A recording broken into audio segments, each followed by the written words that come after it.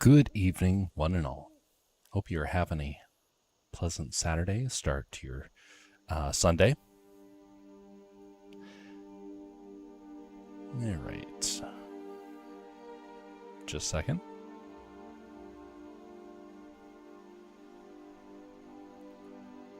You got to get rid of all this AI garbage. It is everywhere. And it just looks so bad. Companies that use it should lose all their business. I do believe that wholeheartedly. When I see all their garbage, I just want to say,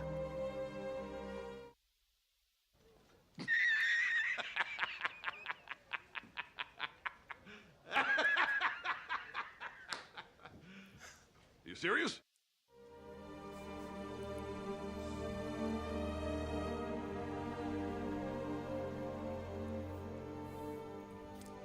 all right.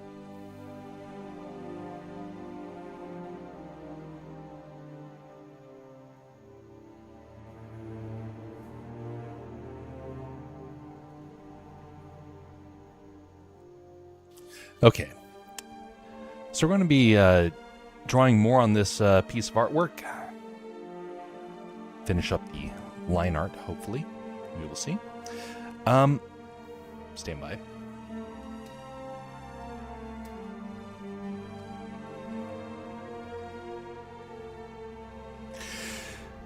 And a reminder, starting tomorrow, we're going to be dropping our Twitch side of things. The more I hear about Twitch, the more angry I get. It's not funny. I even tried to log me out of it just now. Okay.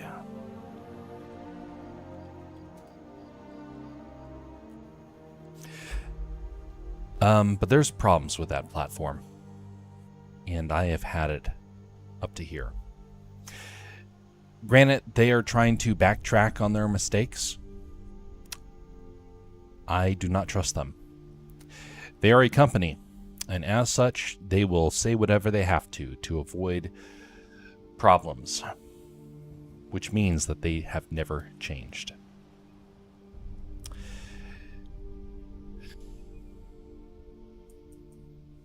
It's a shame, because we have a whole lot of contacts over on the Twitch side, and I don't really want to lose that, but ethically I can no longer overlook it. It wasn't a huge issue initially, and then I started learning about some of the things that Twitch has been pushing. And I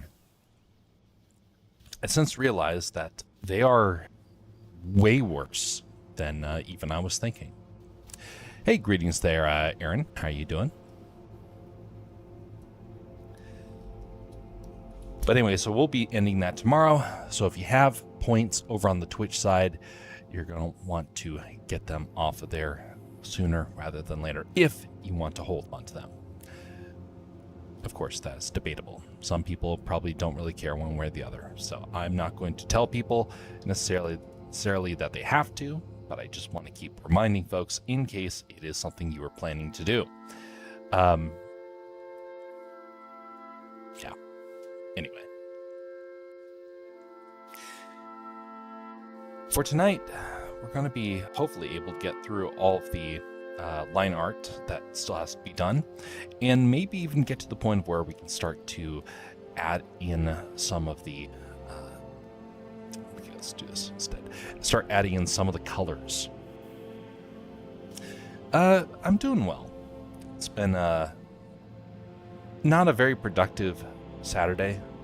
I wish it was a little bit more productive, but it's going to happen.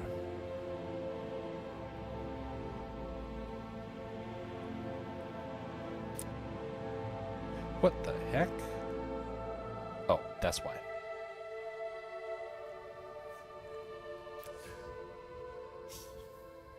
Earlier today,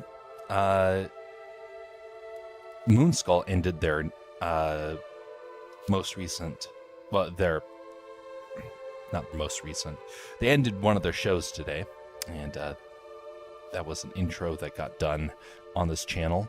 And unfortunately, it kind of got done and it never really got used, which is unfortunate. But stuff like that's going to happen. It's not the first time that's taken place. What am I making? So this is artwork that was commissioned through our channel points. This was done a while back. It is based upon the roleplay that I used to do. So I got started by doing roleplay on Twitch, mostly because I couldn't use any other platform at the time, and it was related. That's one of the reasons why you can't really find it anywhere. You can find 2 of the episodes on the Alaska Man Jeff channel. Besides that, they don't really exist because they take too long to edit. Well, that was there's a lot of lore that went into it, and there were actually a lot of fans that came about. We had about anywhere between 30 to 70 people watching per day. That was the biggest the streams ever really got. And I was working with some other folks that were helping out with that. We were a duo, sometimes a trio of people, of guys that were role-playing and trying to carry on a story, consistent narrative. And things fell apart, unfortunately. And that is always something that seems to happen in the role-play communities. Drama takes over, and something happens that causes everything to fall apart. Well, a while later, I was about ready to kill off the character because I was going to bring the roleplay to an end. And rather than go through with it, I got sick. Horribly, horribly sick. I was all set up for the roleplay and a fever spiked. And I just went to my bed, laid down, and messaged everyone saying the stream was canceled, and I would get back to him about if it would be continuing. That turned out to be the last message I ever sent on it. The reason why is because I was just done with the character. Well, the interest in the character still persisted, and we actually had several people make requests about things they would like to see. One of them was a piece of artwork that was commissioned shortly thereafter, and the other one was this one. But there was also another request, and that is going to be the next big thing that comes out. It is going to be a book that is actually written about Milo. It's kind of interesting how sometimes you are given an ailment, and it was actually a blessing in disguise. I was this close to killing off the character. And then there would have been no story. Rather than go through with it, now Milo has a completely different story. Now it's a legitimate story, one that has some great potential in my opinion. And the little bit of testing that I've done seems to show some interest in the story. And so when the book comes out, I hope that it will be what people are kind of looking forward to, what they were hoping for. And if it goes well, then I have another 4 stories that I want to end up writing and putting out there. It is originally 4 parts, and then this would make the 5th part. It's like a soft beginning. But that story will come out relatively soon. Not like soon, like tomorrow or anything, or even next month. We're talking a couple months from now. But the first book is going to be called, and it's right over there on the left, it's called Milo and the Demon Bear. So the story is written for the most part. Right now I'm in the process of editing it. And it is it's a complete reset of the character. And I took a moment that was very crucial to the story, and it is going to drive the narrative moving forward. I'm really looking forward to sharing that book with you all. Now, granted, it would have been better if I had released the book way back when, but it wouldn't have happened. I didn't have the time to do it, and now I have spent many months, many years now, thinking about this story, And now I finally put pen to paper, and the story is coming along nicely.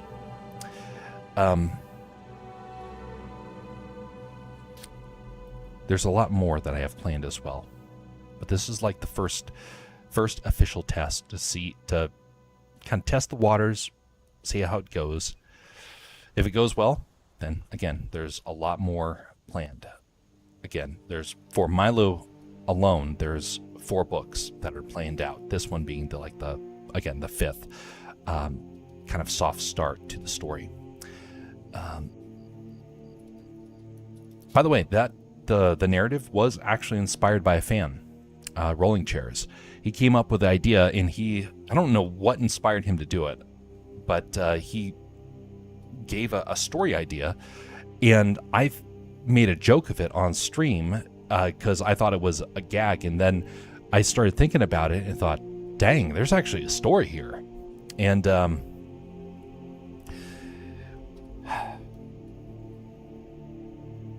it's, as far as I can tell, fairly unique. It's inspired off of history and off of mythologies and lore,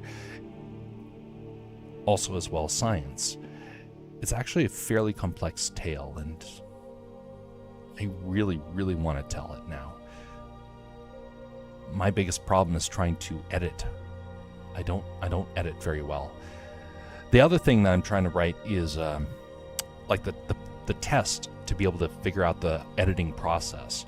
And so I'm coming out with another story called Pharaoh and the Smith. That's going to be coming out within a few days. And that is the opportunity to learn the process, make sure I understand it, because the other one's so complex that I don't want to mess this up. We're talking a story that right now, if I was to print it out right now, it'd be the length of the Sorcerer's Stone from Harry Potter. That's how long the story is right now. That's unedited. So anyway, God willing, it will come out, and hopefully people will enjoy it. If not, you know what? Nothing ventured, nothing gained. Much appreciated for the good wishes there, Aaron. You all will be the judge of it.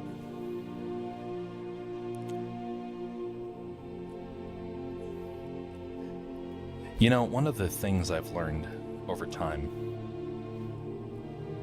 is just how common it is to have a dream that doesn't actually pan out.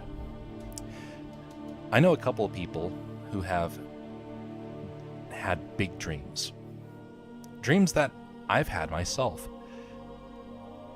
They found success. I did not. And in some ways, I found success and they did not. You're never promised success. What you are promised is a life of challenges. And those challenges are supposed to make you better. They're supposed to help you grow. It can be hard to wait. And sometimes it can even get downright discouraging. But these things do happen for a reason. And it's important to remember that regardless of whether or not something pans out the way that you plan it, that there was a reason for it. I want to make sure that whatever I do that comes out, hopefully it has a purpose. That's the main focus. Whether or not it's successful or not, I've given up trying to hope for those things because it's not guaranteed. It's a shame though, because there's a lot of people that kind of forget that. Some people that go out and they spend a fortune to pursue a dream only for it to crash and burn.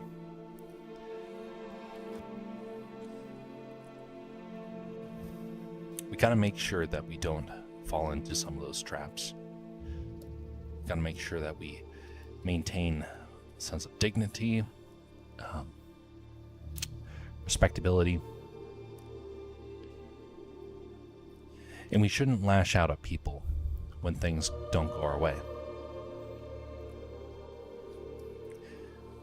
One guy, who will remain nameless, went out and spent hundreds of thousands of dollars to pursue his dream. And he found success. He doubled down because he thought that was basically a free pass to kind of do whatever he wanted. And it didn't go so well. It was a hard lesson, honestly. I got to watch it from afar. He wanted me to join him on making some of these projects. I couldn't because ethically I had a lot of problems with it because they're fairly dark, and I want to make things that have light and hope in them. So the first project he did went really well, but the follow-up project got mockery. And I'm not saying a little bit of mockery, I'm talking a huge amount of mockery, to the point of where he just shut down. And as I have seen so far, it doesn't look like he ever recovered. He cut everyone off. He made it so that the only people who could comment were people that were paying subscriptions.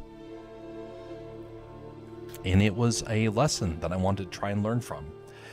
And I want to make sure that I do not make some of those same mistakes. It's one of the reasons why I do not want to gatekeep. I hate that idea because I saw what happened with him. I also saw what happens when you promise something so grand and then you try and get investors and then you disappoint them. And then they get all upset because you didn't live up to your part of the bargain. And you're like, well, but I made a lot of money doing this, so obviously it was good. No. No. He ended up taking advantage of people.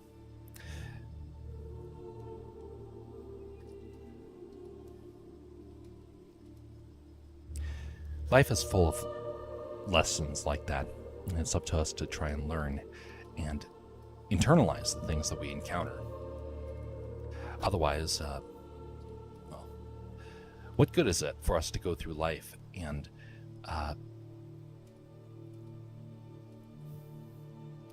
be filled with arrogance that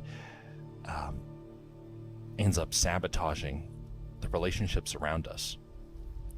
Another guy that I knew, I didn't know him very well, he was able to get a whole lot of people to help out with his projects. They were not necessarily subscribers, they weren't necessarily backers or financiers. He got a lot of legitimate volunteers. 600, if I heard right. Was it 600? No, it couldn't have been. What was the amount? No, 600 was another show. I want to say it was maybe 200. That might have been more accurate. So we'll just say it was 200. 200 people that he got volunteers for his film. They came in and it was a success. And promptly afterwards, he took the money and ran. Now, he didn't legitimately run. You could say that he kind of ran. He took the money and invested it into himself. And in doing so, made a lot of people angry because he basically took the experience and left, making sure that no one else benefited. Life is full of lessons. Some lessons you learn yourself. A whole lot of them you have the option of learning from another. I have a lot of lessons I got to learn from others, as well as my own lessons that I got to learn the hard way.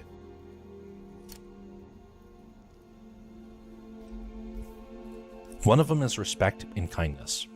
I have seen what money does to people in the online world, and it's disgusting. It's disgusting and problematic because so many people end up hurt in one way or another.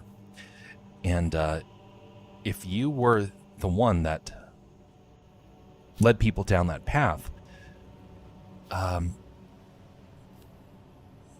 where should this go? This is weird. I'm trying to put out there.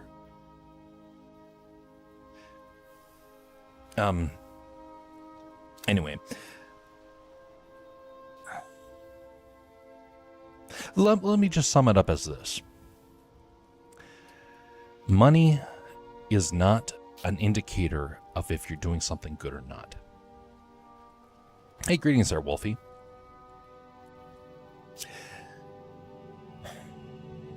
The thing that indicates whether or not you're successful or not is the impact. Who got impacted for the better? And I'm afraid that a lot of people in this world want the money to be the indicator of whether or not they're successful. But again, I've met the people where that does not go so well. And it's deeply troubling, some of the things that people will do for their first million, you could say. It's something that's worth making sure early on in life that you're not going to be swayed by that. Now, that can be easier said than done. The moment you have that sort of success or money or whatnot, many people change their tune. If you can be able to withstand that, that's the most important thing.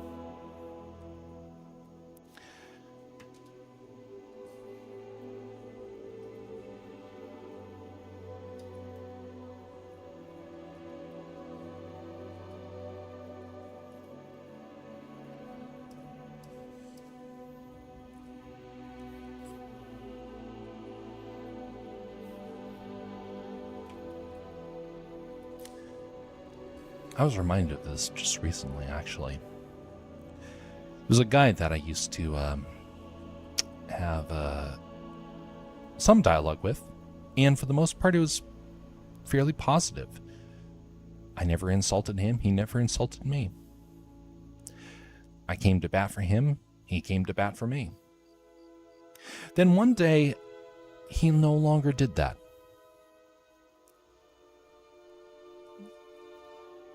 One day, he was saying, "Oh, hey, it's Alaska Jeff. Man, that guy is so great to have around. Man, he is doing all sorts of cool, great things. You should definitely check this stuff out." And the very next week, all ties were cut. How did that happen?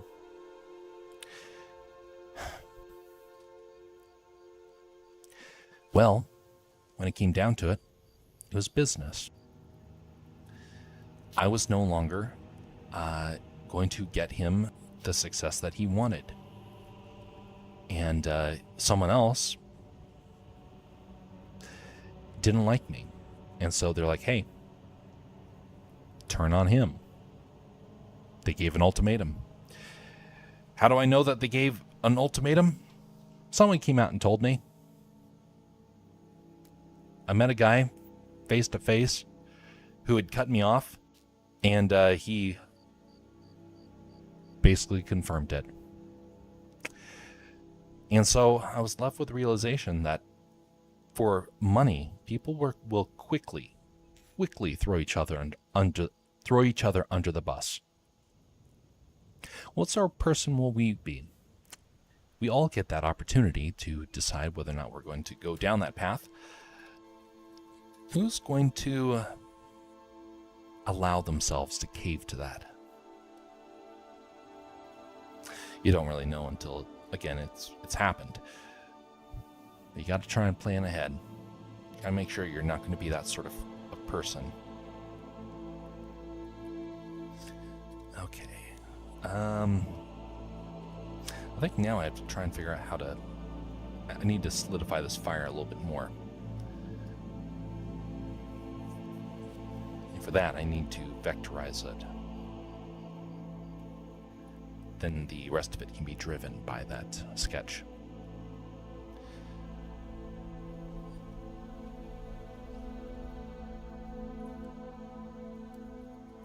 Actually, I probably need to restructure it first.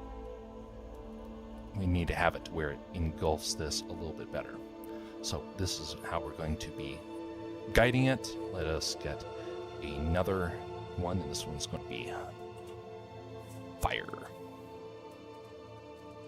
Final. I mean, it's not technically final. There's probably going to be something else, but this is going to be the final folder.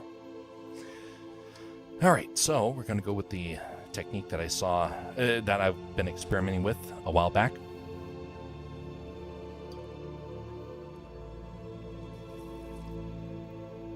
I am speechless right now, man. Speechless. At least you can type still.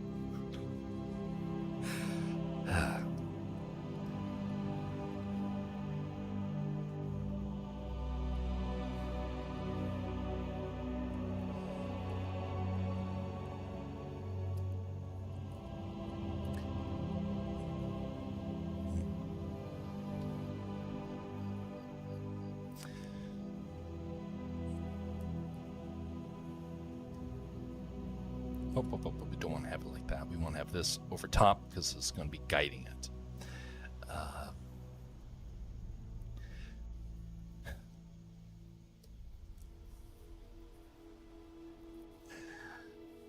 This came to my... Well, this kind of came back to my memory recently. The reason why is because last week, well, not last week, it was a couple days ago, but technically we're almost in to the next week here, or at least up here in Alaska. This same guy that ended up kind of throwing me out with the bathwater, so to speak, he sent a message on social media. He cut off ties to me over there, without a second thought. But we both follow the same guy, and he saw a comment, and for just a brief moment, he gave a response to it, and it just reminded me about that story. Well, there's someone else that I got to meet. Somebody else who was kind and considerate. And not everyone is going to be cutthroat. Not everyone's going to be selfish. In fact, I would dare say it's probably about half and half. I think that the amount of people that are selfish and cutthroat are actually far more than any of us really want to acknowledge. But at the same time, the people that will stand up for you are actually the people that you don't expect. And that was the takeaway. Sometimes a person stands up for you, and it's the last person you ever thought was going to do anything.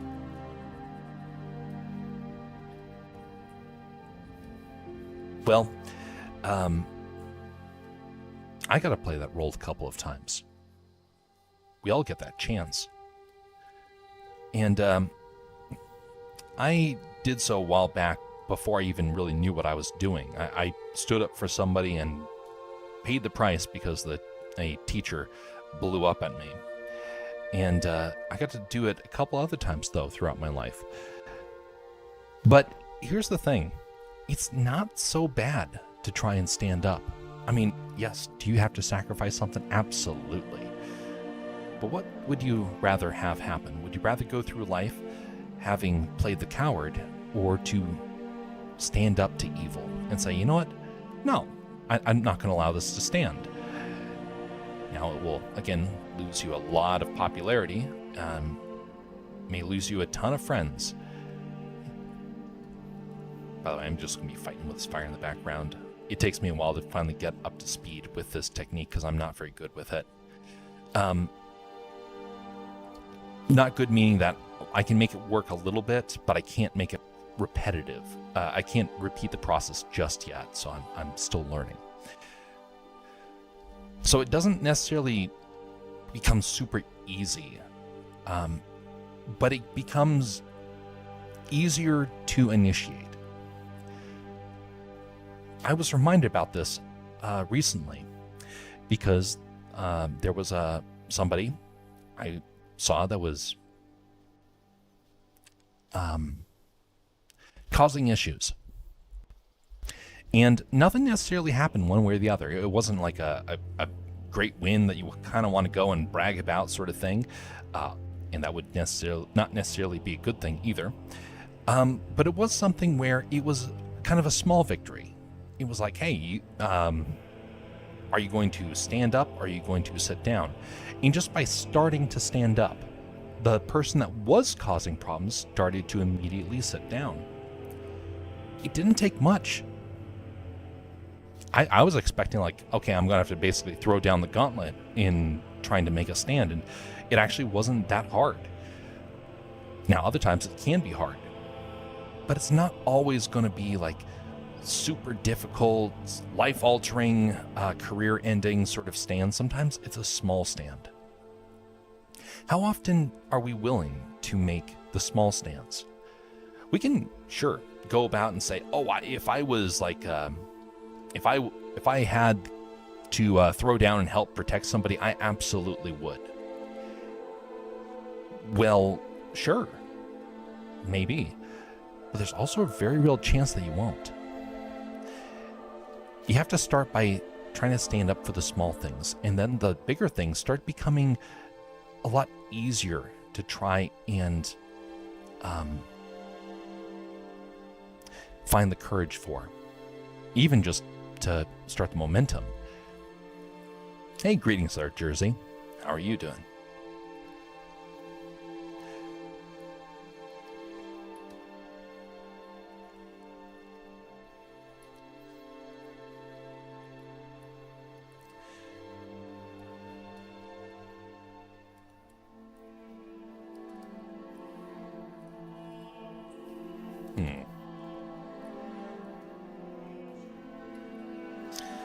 I need to get a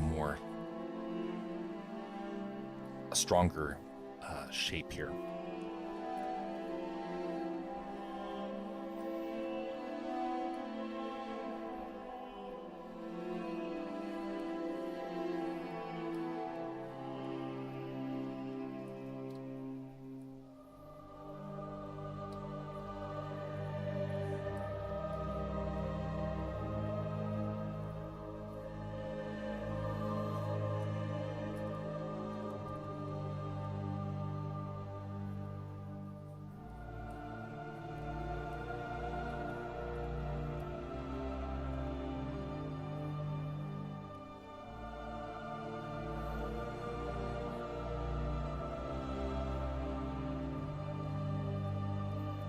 Want almost to be like the wind has just started to pick it up. So there's going to be like embers flying about, and it's going to make it stand out. Hopefully a little bit better. Add some effects to the drawing as well, where some of the colors are going to be like burning off with it. A lot of things I want to do with this shot, but they have to get the shape of the fire down, and that's going to be a wee bit tricky. Again, because I'm not very good with this. You know, I'm trying to follow that flame a little too much. I need to just hide that for right now. My eyes are locked onto it.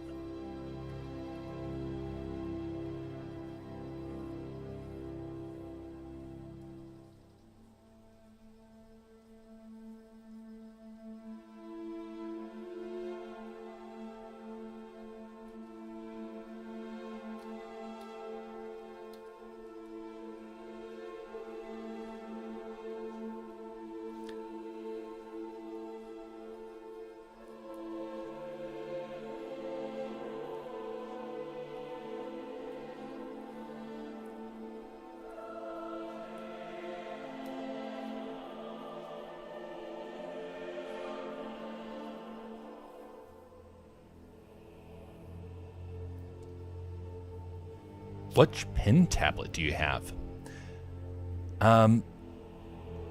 It is a Wacom. It is a Wacom tablet from back in 2013.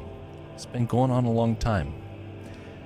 Very old tablet. I'm a big fan of Wacom because their tablets last forever.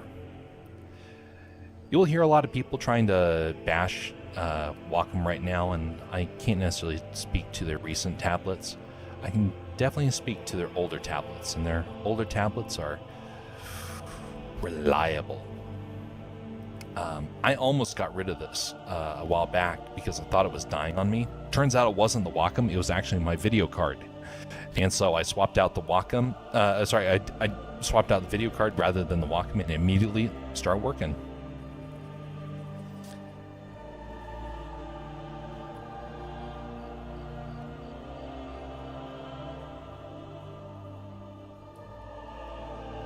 Wacom rules, it does. You're going to see a lot of people, though, really trying to push some of the Chinese tablets.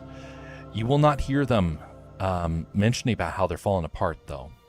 Yes, I have seen a couple of people where they're like really shilling hard for the Chinese tablets, and they're breaking on them. It's like, ooh, you just got tricked. That's how China does it. They go out to try and tell the whole world how great the tablets are because they got a free one or whatnot, and then it breaks on them, and everyone else was the sucker for buying into it, which I find it really sad because a lot of people, they can only buy one tablet, and when it starts breaking on them, it's problems. Wacom has a good history, and their more recent ones I'm not a fan of.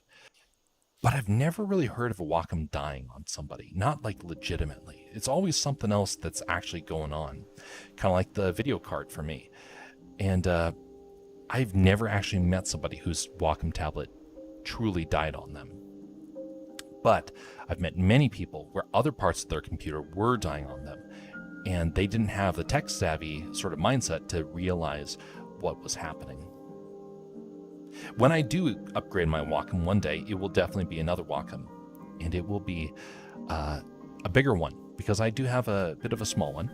This is the size of it, which this was the smallest screen size available, and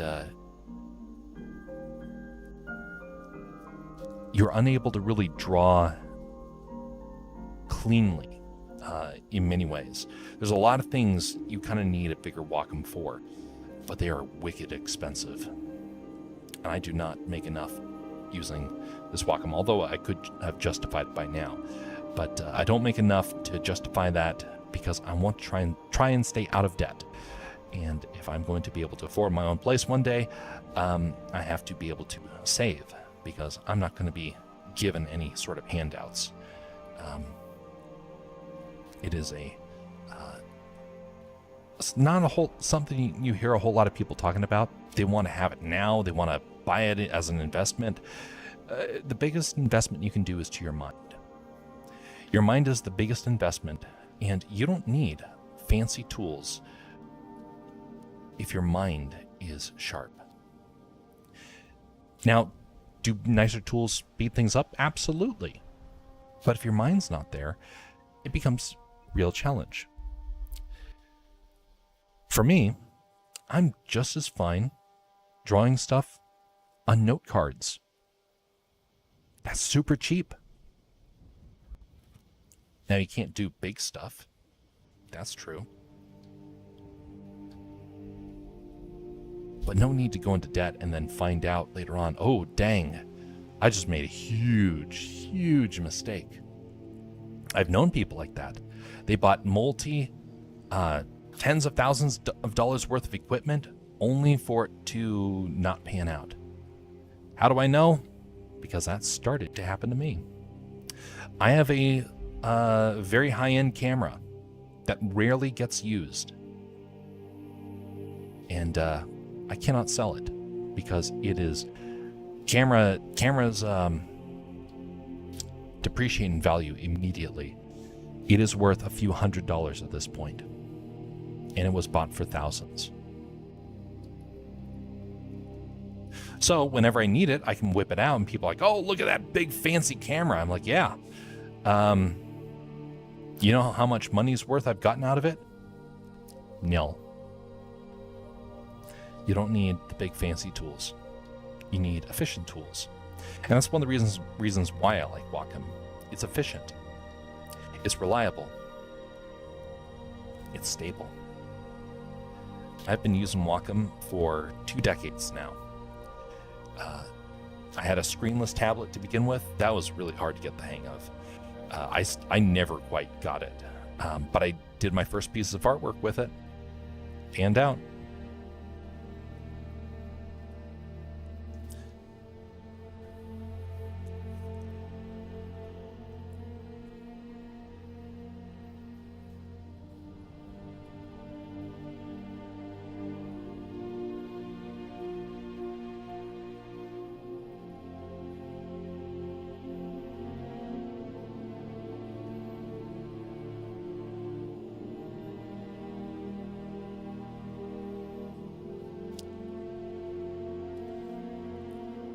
By the way, one more reminder: we are going to be closing down the Twitch side on Sunday evening because I wasn't streaming on Friday.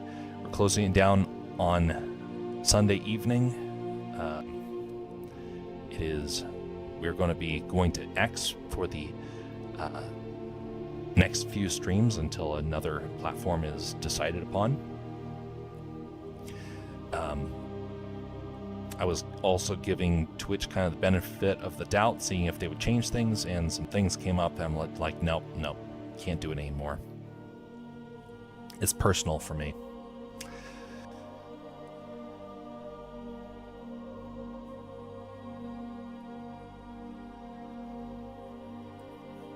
Do pumpkins grow in Alaska? Yes. Massive pumpkins. We have world records up here. Actually, I think we have the world record for most vegetables. Largest pumpkin, largest, I think zucchini or whatever it is, largest lettuce. They'll grow down the street from me, so to speak. Everything's down the street because this is Alaska, and it is a very small sort of feeling community, even though everyone is separated by states worth of distances. But there's a town where they have massive vegetables, and they're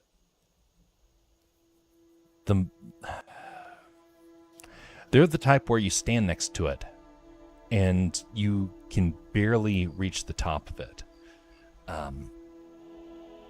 Now, granted, most of them crush under their own weight, so it's not like you can really set these things up on end, but they are absolutely massive foods.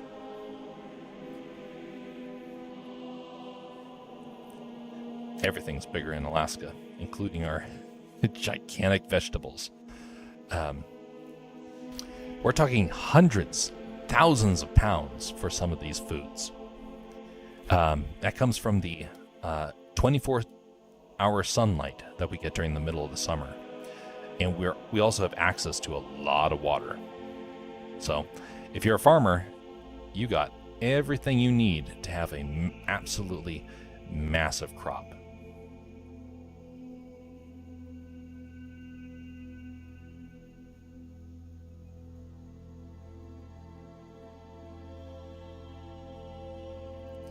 I don't like this style.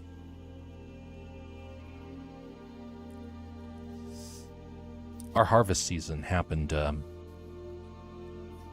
like last week, 2 weeks ago. Some crops are still out there, but for the most part, they're starting to come in. Now, if I remember right, down where you guys are, you're probably looking at another half a month or a month's worth of growing before everything gets harvested. If I remember right. It's been a while since I've been down there. I can't really remember the harvest cycle, even though I lived among farm fields when I was going to school in Ohio.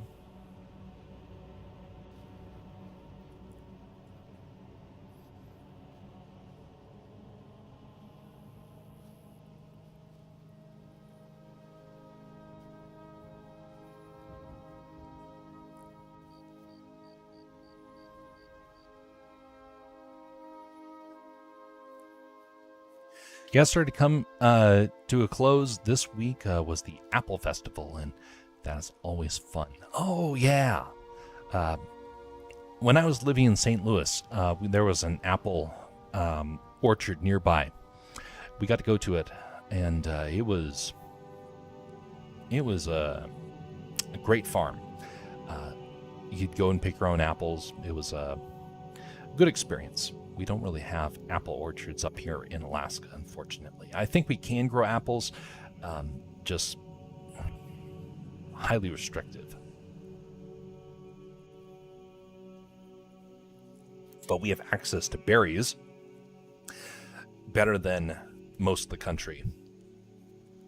So what we lack in things like that, we have strawberries galore, we have blueberries galore, whatnot.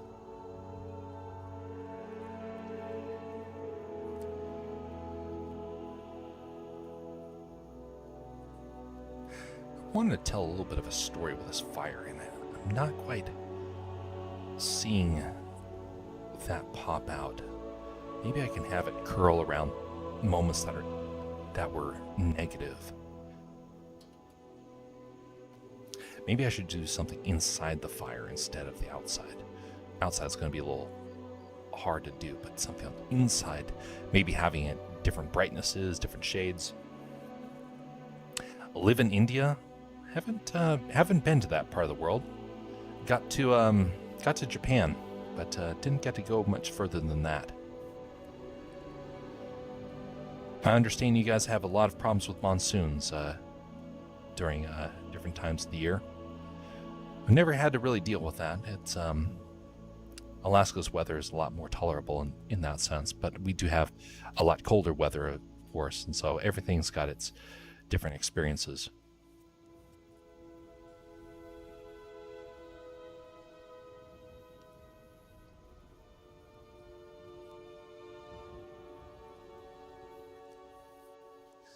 I do wonder what it would be like to basically travel around the world from one point, just keep moving from one side of the world to the other and get a chance to see everything kind of back to back. I've gotten to see a lot of the world, but not nearly as much as I would have liked. I got to see a lot of Europe, got to see some of Asia, got to see North America, all over the place. But I haven't been to Africa, haven't been to South America, haven't been to most of Asia, Australia. Quite the experience. Aaron from another account? Ah, indeed.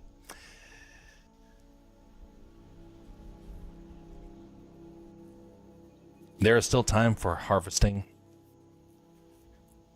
You guys have a very different growth cycle down there, as I understand.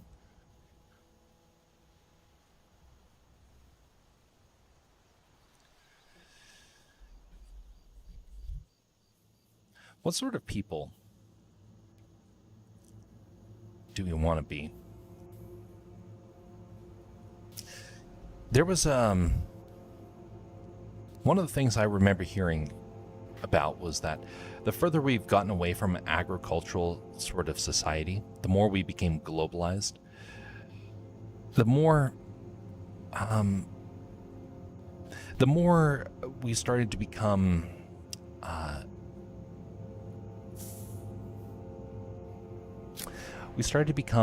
more self-focused rather than community-focused.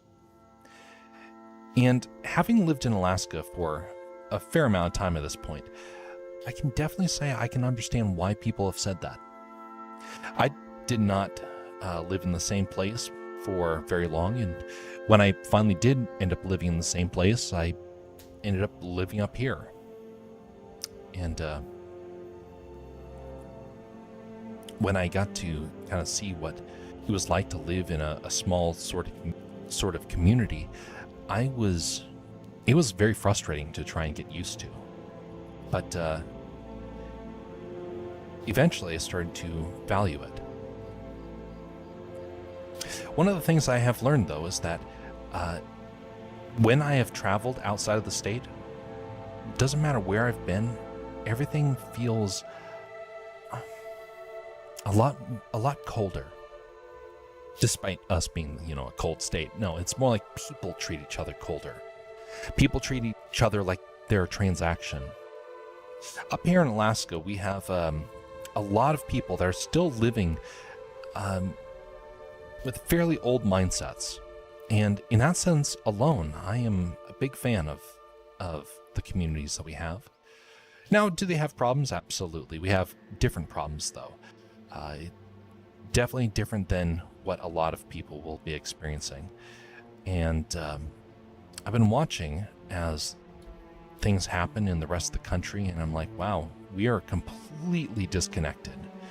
Nobody up here really pays attention.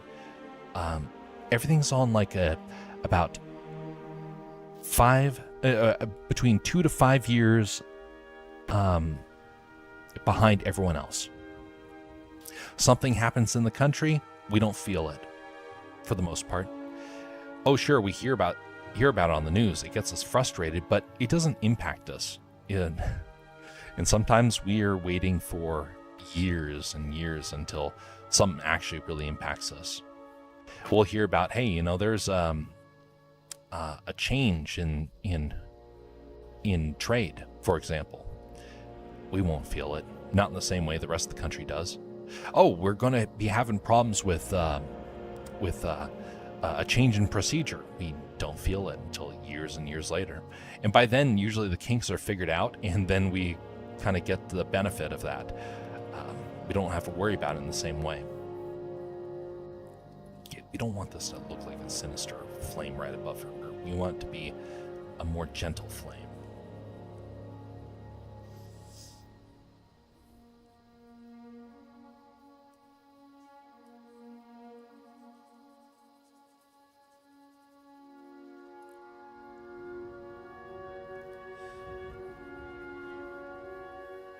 There was a guy who had that transaction sort of mindset. I got to meet him about 4 years ago, something like that. He had a transactional mindset, and everything to him was about whether or not he could make a whole lot of money. Well, it sounded good. I mean, to him, he was like, hey, if I want to be able to find success, I can just basically use my intellect to be able to force people to the table, and I can become super successful. Well, a lot of people started to complain. Now, I didn't really get to experience it a whole lot, but I got to hear people that were dealing with that. People that were having that experience. They would say, wow, this guy is like fleecing us dry. He's taking advantage of us. And it infuriated me, because I thought, how is it that this guy is able to get away with this sort of behavior?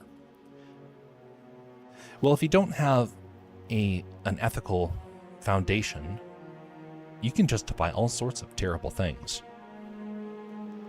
Why do you want to protect your neighbor? Because it's the right thing. But if somebody is trying to do things transactionally, they'll say, oh, well, I'm protecting my neighbor because I don't want problems to occur. They're thinking about themselves.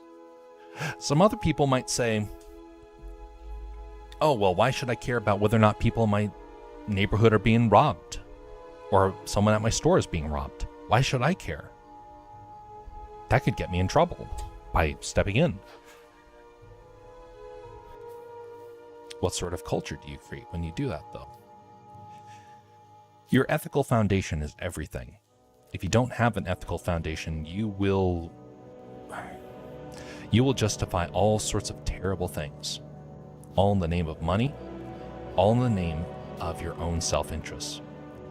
Eventually, it does come back to bite you, and you eventually learn the hard way.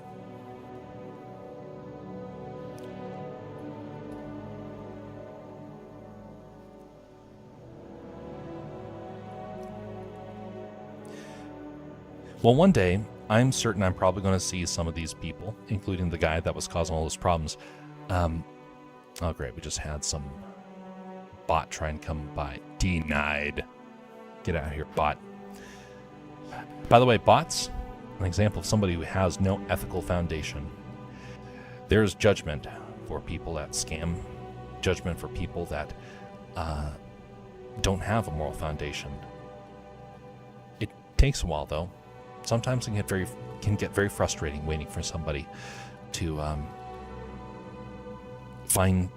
for justice to be brought against the people that cause all the problems.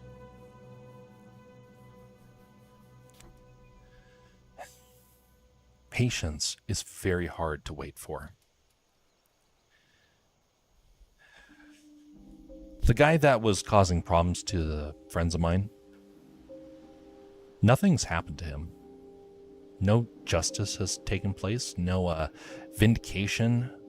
He kind of is free to do whatever.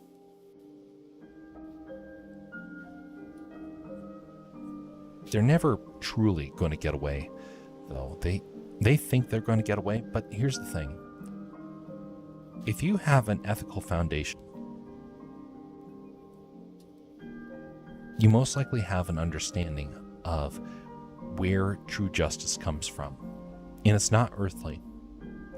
See, God is the one that's watching over us, and He's going to be the one that brings about justice. You can be able to want justice to happen, but mankind many times can be bribed. Mankind can make mistakes. God does not.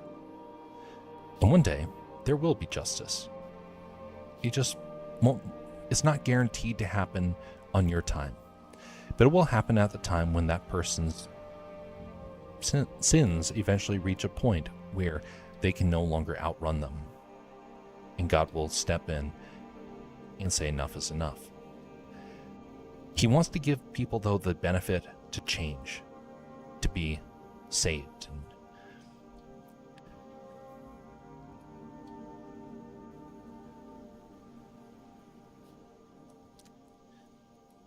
But it can get very tiresome waiting. There are many psalms that are written about people have to wait. Waiting is never really a fun sort of endeavor. But it is necessary. Isn't that robophobic to kick poor bots out just for being bots? Oh my goodness. If it's robophobic to be against the bots, I will gladly take that title. Greetings, our Boom Thunder. Hello, Caster. It's me, TFS Man. I hope you're having a great day. Art, as always, very good. Deserves to be a master monkey. So, well, much appreciated. There are men that are far wiser than me. My foundation. Where is it?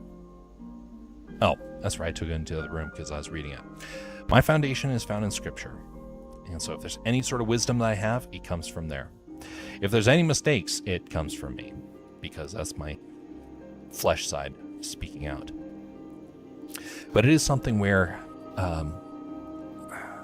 it is very frustrating to have to wait.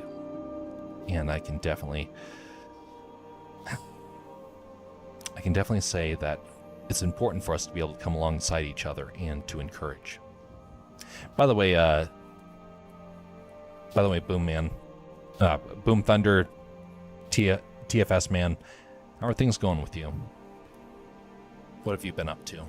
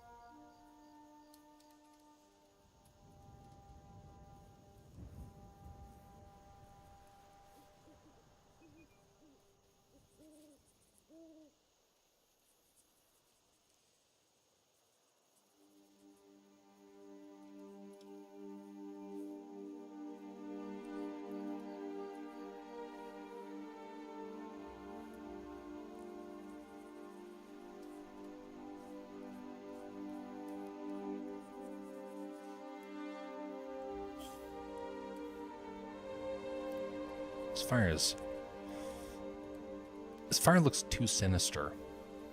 I can't figure out what I'm messing up.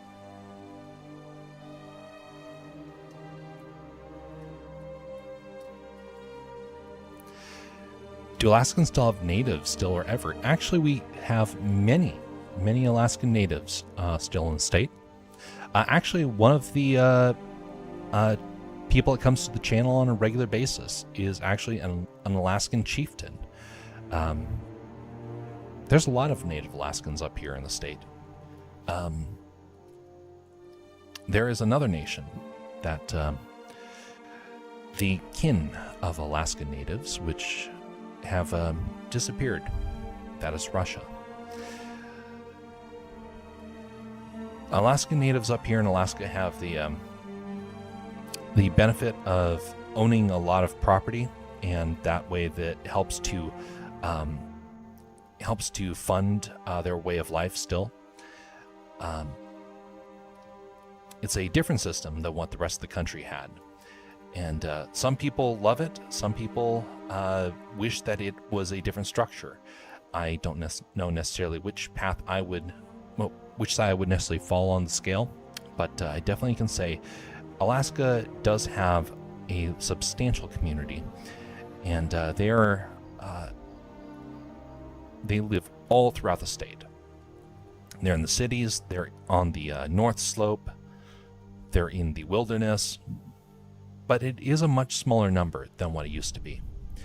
It used to be there were a massive amount of Alaska natives up here. We don't know what really happened to them. They disappeared before a lot of the American settlers came here. And so when we came up to the state, a lot of them had already faded. And right now there are still hundreds of languages up here that are being documented last minute because the number of people that speak them are still declining. I did see a map once where it showed a series of mountains, and they were trying to document all the different languages that were in this mountain range. There were dozens, and I would dare say hundreds within this one mountain range.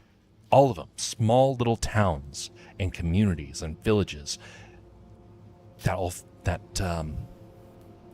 never quite that we don't really know a whole lot about. We do have historians that are trying their best to try and document their way of life, and we have a lot of them that are starting to rebound. The Kunichian are one of the tribes up here. We have, and that's actually one of the guys that does come by the streams every now and again. We have people from the Inupiat. I'm not going to list off all the names because I'm going to fumble it very badly. But it is an interesting state in that sense. They still do traditional hunting, although a lot of that hunting is going to become a lot more difficult as time goes on, just because food security and whatnot, it's going to become a lot more difficult for them to try and live their standard way of life. And so some people are trying to figure out different strategies to try and enable them to carry on, and some of their elders are doing their best to try and ensure their culture is well preserved and flourishes.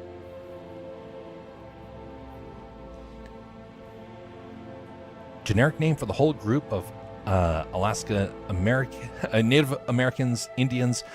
Do you have something similar to Eskimo people far up north? So Eskimos are part of that group, but I'm not going to get it correctly because there is a lot more to that to them than I can be able to just cite off the top of my head. But I will say this: there are Eskimos are part of them, but for the most part, we call them Alaska Natives. And if we know the tribe, then we will try to refer to the tribe itself. It is an interesting sort of culture. I am more familiar with certain ones other than, and most of them that I'm most aware of are along the North Slope. I have been up there before. I got to try the whale that they hunt, and I got sick for 48 hours by doing that. I'm never eating whale again. Just a small piece. A very small piece. And I could not stomach that. One of the theories is that it's the oil. Other people have theorized that it's actually the amount of mercury that is in the whale, which there is actually something to be said for that. There is actually a lot of mercury that builds up in larger animals, and it's one of the reasons why I personally am not a big fan of large fish, or sharks or whales, anything that lives like a substantial amount of time. I think it's first off a bit wasteful in terms of fishing, and it kind of causes a lot of problems. But the biggest thing is just that it causes all the health issues for people that are unfamiliar with that sort of stuff in their diet.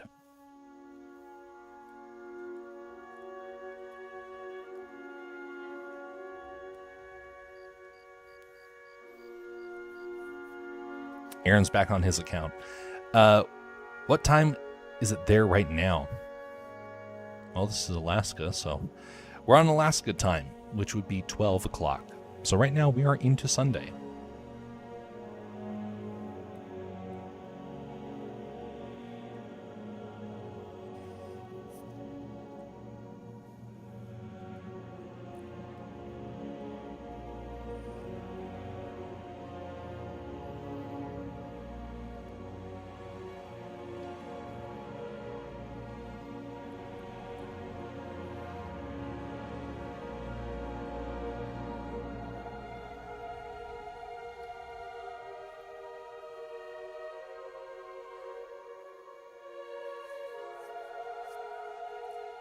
Everything going live on YouTube Shorts. I think you actually might have mentioned that about that beforehand. I could not figure it out. Because that would require me to, or at least from what I could see, it required me to try and juggle another stream, because that would have to require the reformatting. And I couldn't figure that part out. If there is a way, I don't know what it is. So, not like I dug deep into it, but I did dig in enough to where I was like, wait a minute, I don't have that. I'd have to have a completely different stream for that one.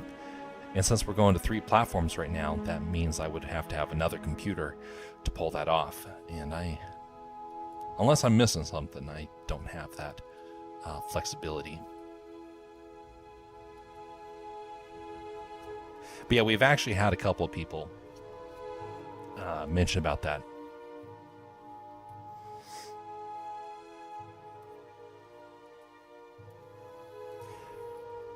If you have like a tutorial that you can point me to, then by all means, I'll give that a look.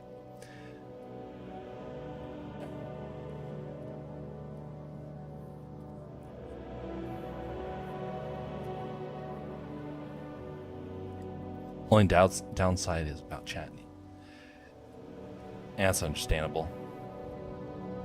There's always going to be something that gets lost. And you don't really know what it's going to be. Like right now, we've had a lot of things that have gone wrong because of the different platforms I've been on. Each one comes with their own restrictions and limitations. Right now, you don't see the Rumble chat that is above my head right now.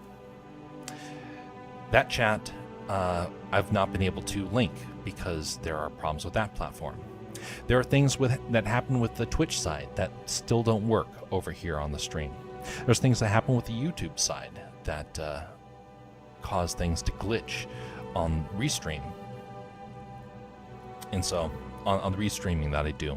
And so, everything's going to have a penalty, basically, for doing it.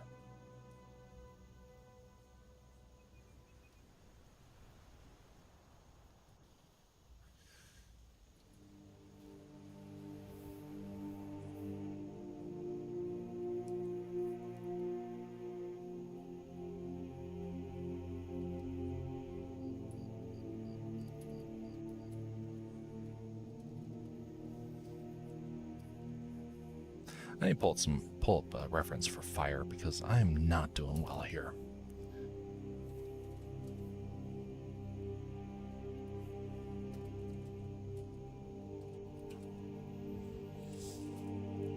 Campfire.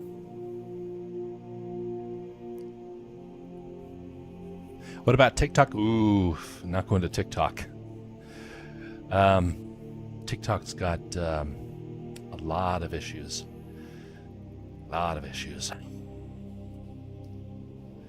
So I'm highly aware of what's been happening in China. I'm very, very aware of some of the problems taking place. And TikTok, unfortunately, has been a big contributor to problems that have happened with friends of mine.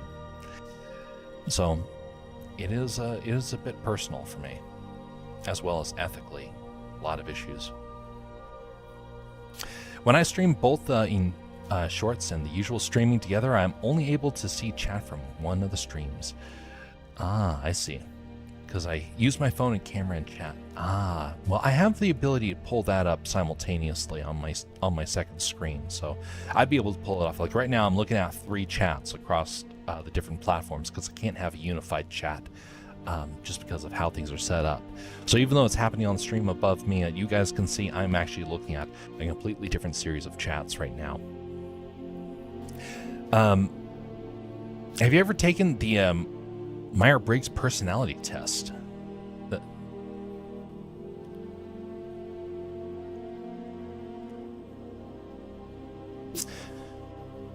I don't know. I don't remember. The last test I took was back in college, and it didn't go so well because what the person that was given the test, I figured out what was going on, and I found out that I could actually manipulate it very easily, and I did it like subconsciously. I was like, I want this to be the outcome, and it ended up being the outcome. And I tried it again. I tried thinking of a different thing and immediately spit out what I was thinking, but I don't think I've done that test in particular.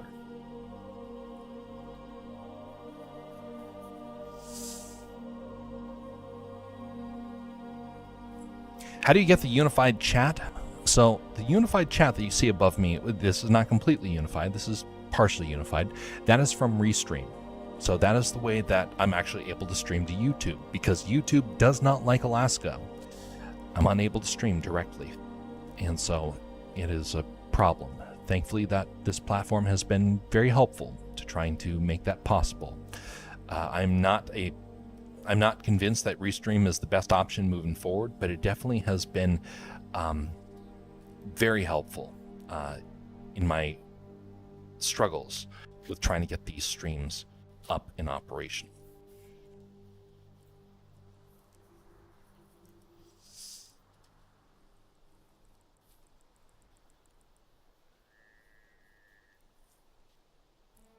Is it worth getting Twitter in 2025? I think it's only for political stuff. Disregard that. It is not for political stuff. It is for everything.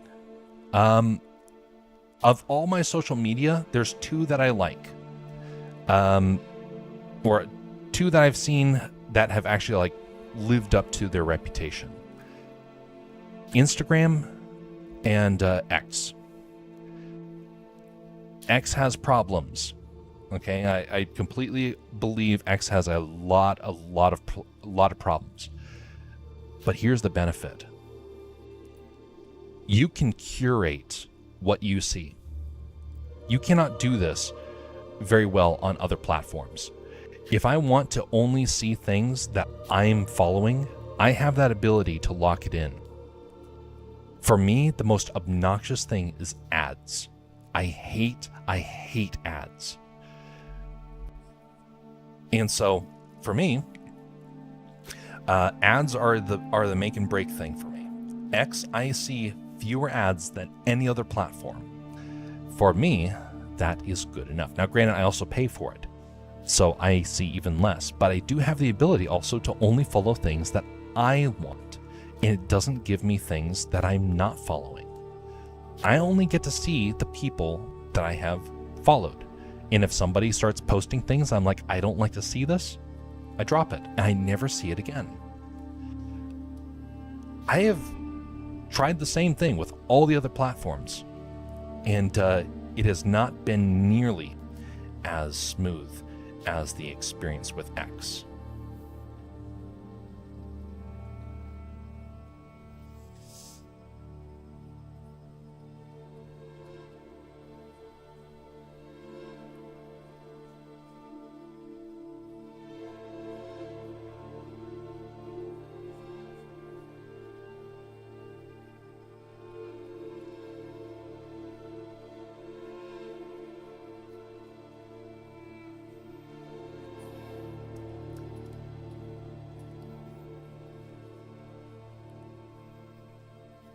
You can OBS also. That's a good platform. So I do use OBS actually.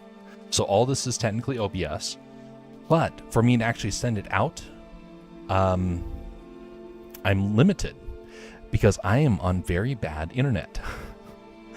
And as a result, Restream is the only way that I can actually stream to get this out of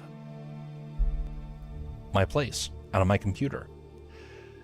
If I wanted to do this with OBS, I would have to choose one platform. This Restream allows me to do all the up to 3 platforms. And so we're going to be going to X after this for a short time until I figure out another platform I want to be on. I'm not going on to Kick. Kick has a lot of violent problems that I will not participate in. Same thing with Twitch, which is why we're going to be leaving Twitch. Starting tomorrow. So tomorrow's the last stream that's going to be taking place on Twitch.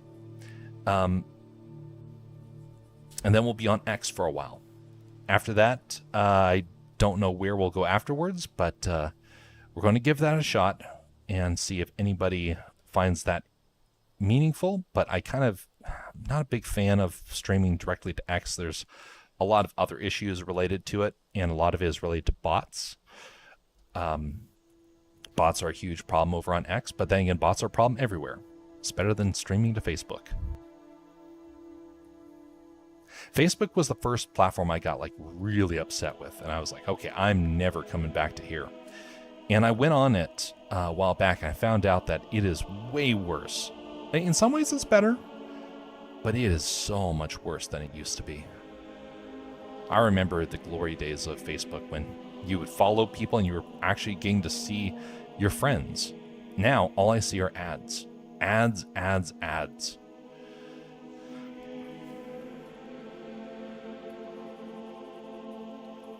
I want things that are honorable. And when I go into Facebook, it gives me everything but honorable stuff.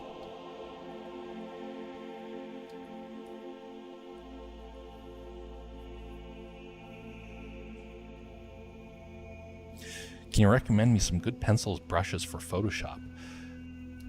I would suggest free ones. You know what brush I'm using right now? Standard circle brush. One of the best, what I will say is don't use Photoshop, use Clip Paint Studio if you want to do painting.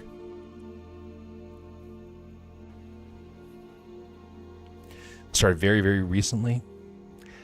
Photoshop has really good photo editing, but it doesn't really excel when it comes to painting. That's my one recommendation. But if you are stuck with using Photoshop, learn the process of making your own brushes. It is well worth it. You will find free brushes all across the web. In fact, Photoshop comes with a lot of extra free brushes if you go onto their forums, into their whatever it is, their online community has a lot of free brushes. You're going to want a couple of basic ones though. And I'll show you an example right here.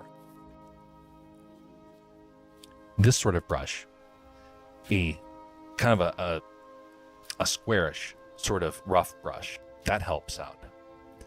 Another one that you're going to want, and this is one you're not going to see a whole lot of people mention. Where did I put that?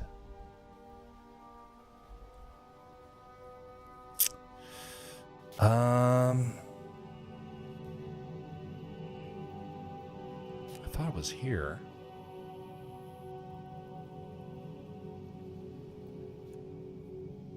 Oh, it's scenery. That's it.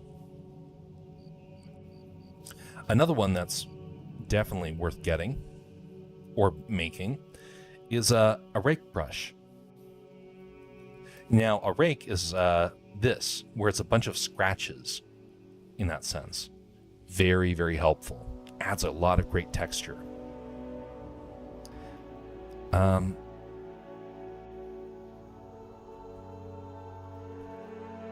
Let's see here. Where's that last one?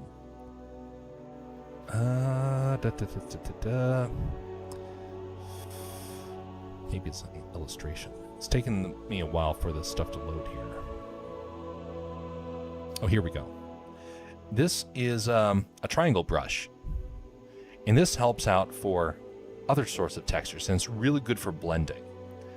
I'm a big fan of this triangle brush. It gives a lot of good textures, but this is a blending sort of brush, and the triangle shape helps out with that.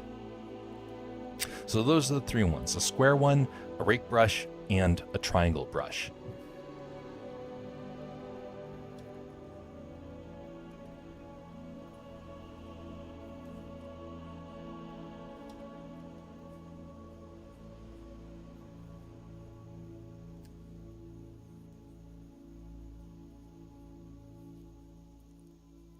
Over here, this is a problem part over here, so we're gonna have the fire go a lot closer. It's gonna be a lot angrier. It's almost like it's gonna be burning the page. That will help out. So this is the turning point for Milo, is this paper, of which the audience won't know what that is until much later.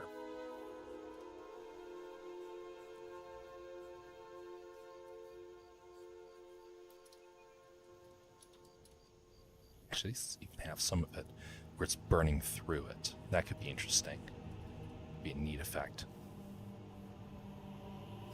I'll be going now. All right. Have a pleasant evening. And well, actually, wait a minute. It's going to be middle of the day for you, most likely, or something. Or maybe it is evening over there. I don't know. I'm messing up my time zones. But have a great day. And thanks for coming by. It was a calming conversation. And that's a good way to put it. Hope you have some fun with your artwork. Good luck as you get started with it.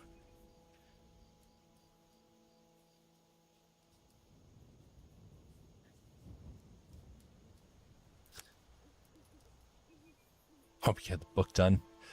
Indeed. Indeed. Folks, we'll see it soon enough. God willing.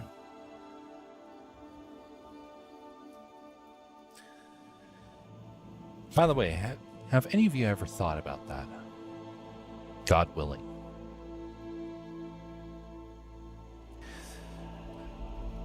We all have our own plans. But you know how often they actually pan out? I hate it when people say follow your dreams, because there's always exceptions to your dreams. Your dreams will morph, and some dreams are not actually worth pursuing. Some dreams, you're going to be disappointed when you finally get there. There's some people, they're trying to pursue these elaborate, large dreams that come at the cost of those that they love and care about. What sort of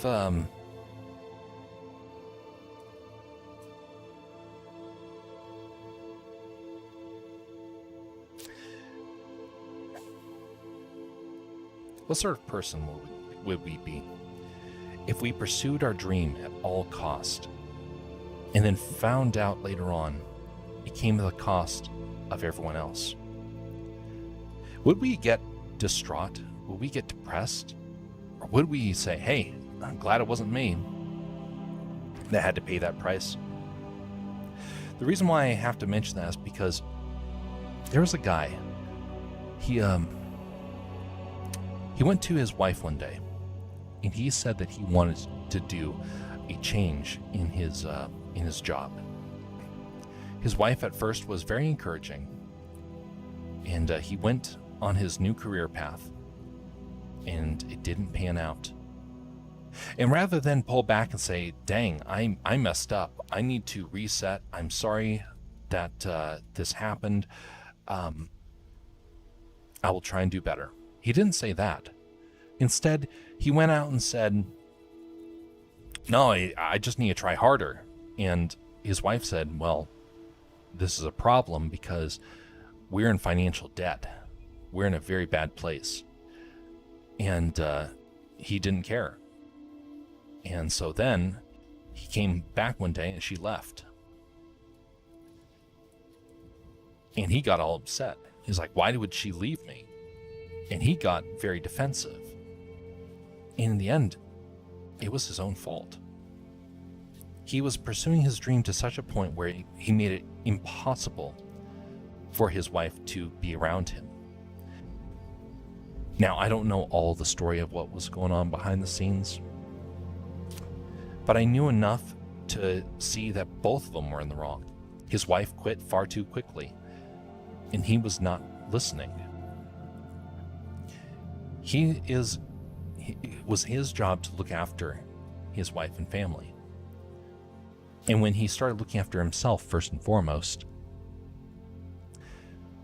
his wife paid the price. He wasn't paying the price.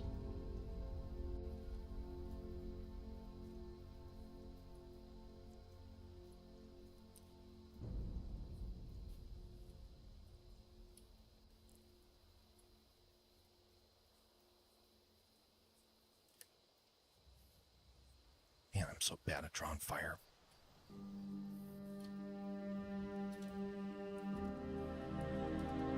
I want this to be good because I know that once the fire's locked in, it's going to change what this image is. So I'm basically spending the whole evening trying to get this fire right.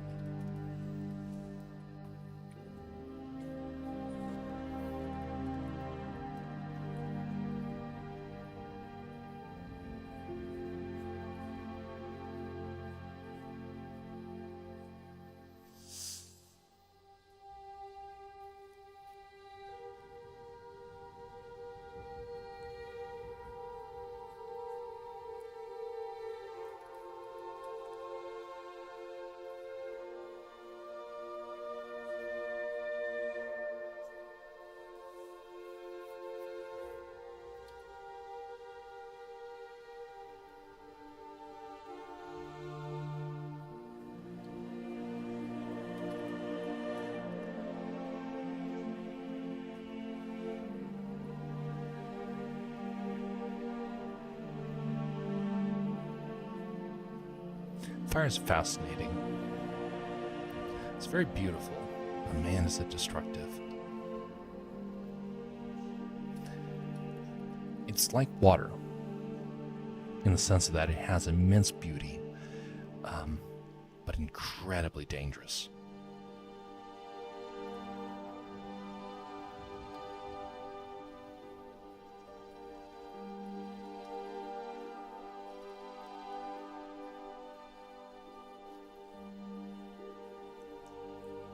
So when I was mentioning about chasing your dreams and how it can be a problematic thing,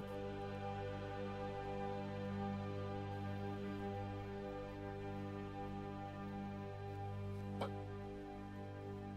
was a guy that wanted me to pursue my dreams to conclusion, and at the time, it would have required me to make a massive financial investment. Did I mess up? Possibly. But there was no clear indication that it was the right thing to do. In fact, there's a lot of warning signs that was like, this has problems in the making. And I couldn't quite tell how things were going to pan out.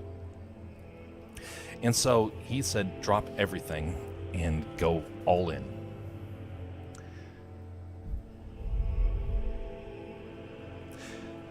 I did not. I went part way in, and I lost a lot of opportunities. I lost a lot of finances. I've made that mistake a couple of times, where I've tried to pursue dreams, and financially, they didn't pan out. I have the flexibility to rebound. Not a lot of people get that benefit.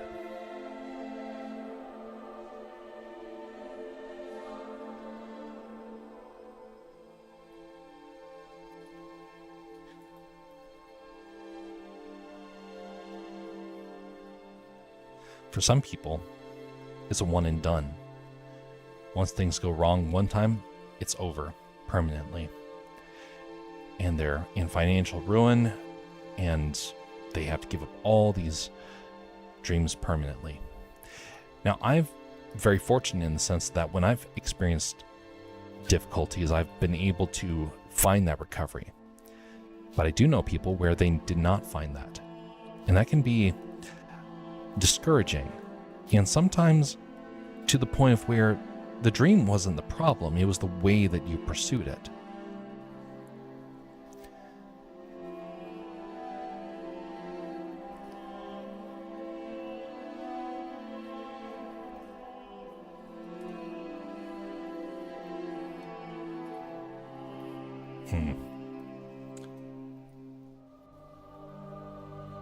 Oh no, that's an interesting fire design. Okay, this will be hopefully the last one.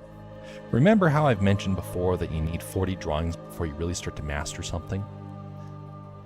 Well, hopefully I don't have to draw 40 types of fires in order to get this down. I'm drawing a lot of different styles, and I think I'm finally narrowing it down what I kind of want to go with. Alright, so we're going to try this method. So we have a basic core. Split that core.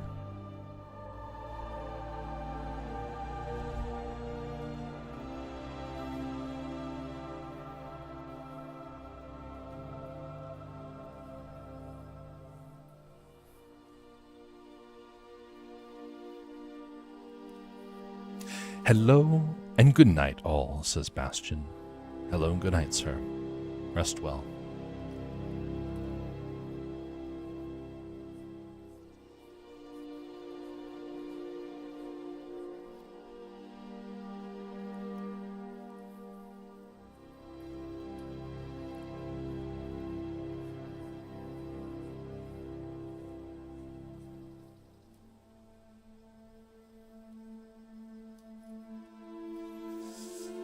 Now that is interesting. So this style is actually based upon a time lapse of fire, whereas the other ones were still images, and so thus they felt very kind of sharp and almost menacing. This is based upon, I think maybe the shutter was turned on to like a full second or something like that, because it still has the shape of the fire, but it feels a lot smoother. I like this style, or at least the one that I'm using as my reference. Hopefully I'm able to capture it.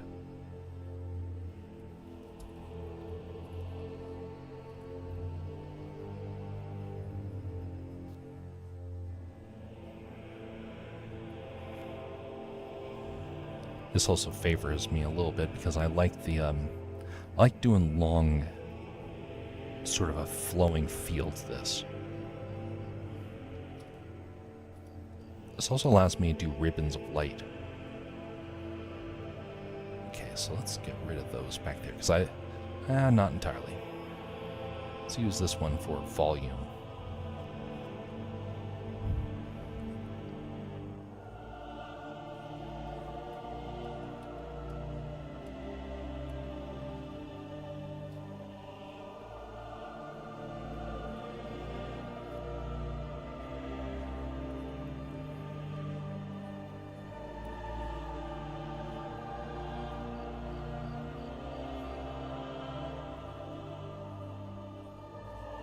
Well, I almost got finished with the book today. I'm giving it another day or two to listen to it. The goal is to listen to the book several times on text-to-speech to just make sure that I'm hearing it. One way that I read it multiple times over, and then after that, which it should be good to go. I don't know necessarily what I'll do with the book when it's all finished. Well, with the short book, after it's all said and done, I'm going to be putting it onto the website. But after that, I'm not entirely sure about the next step.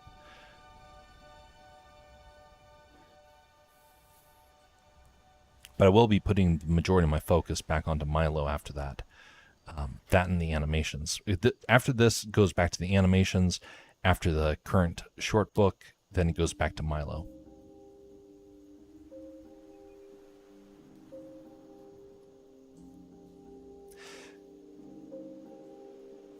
So the reason why I was mentioning about dreams, following dreams earlier, is because something I saw in the news. It mentioned about the struggles that our current generation is having, and how a lot of people are getting discouraged because the dreams that they had in their youth that they were told to pursue never actually happened. And then they start thinking all sorts of discouraging thoughts because they're like, well, it didn't happen. I was told it was going to happen. I was told that if I just dreamed hard enough, it would pan out. If that was true, then I would be making the next Star Wars style fantasy film. Literally. I had the plan all figured out. I had year by year sketch of what everything was going to happen. I had all my stories lined up in a row of which ones I was going to be writing during which year and which ones I'd be going into production with. I was dreaming. I still want to pursue those dreams. But I'm not so blind as to realize that, well, God willing, is a factor in that. If God doesn't want it to happen, there's nothing you can do to change that. Good luck. You can't challenge God. And the more you do, the more you try to challenge him, the more you're going to find out he's the one that really is in charge. And if he doesn't want something to happen, there's a reason for it. I never became a Hollywood director. I really wanted to. I really wanted to be writing my own stories, but I couldn't. I didn't have that role. I was not given that sort of responsibility. I trained. I worked hard. I took the best route as far as I could tell, and it never happened.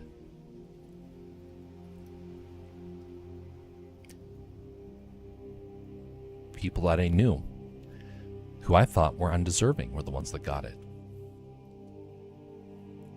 Including somebody who didn't even stay in the industry. He got in, fumbled horribly, got out, and was like, well, at least I gave it a try. He had it handed to him on a silver platter, and he failed. And he just got out afterwards, like, well, okay, that's it, no more. And there I'm thinking, why did you get that ability? Why did you get that sort of position? You obviously didn't care about it. You weren't out trying. But that's where, again, God willing comes into play.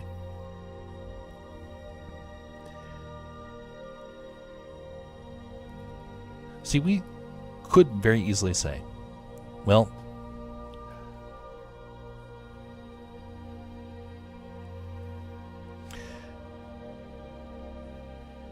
things didn't pan out. It must have been, I must be unskilled.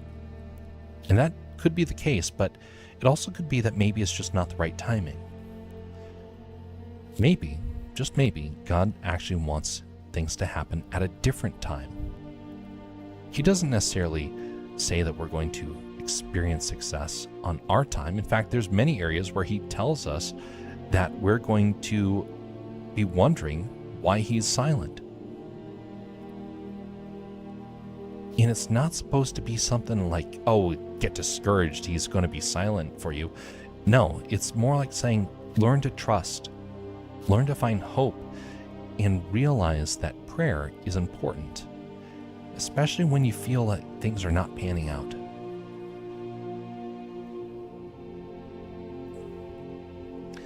Because it could be that you are being prepared in a different way. I still want to be able to make some films. I really do. I think that I have some really neat ideas, but you know what? It is not meant to be right now. It's not panned out. I don't have producers banging on my door. Only time where a producer could have banged on my door, that got sabotaged. It wasn't meant to be. But it doesn't mean that's always going to happen. It may mean that you were spared. And that's the thing that took me a while to learn. Sometimes it's still hard to try and wait. But I've seen enough people get exactly what they wanted, and then the trap is set. And then they experience terrible failure. Not just normal failure. I'm talking terrible career-ending failure. All because they got it at the wrong time. God sees that. He knows what can lead us down that path.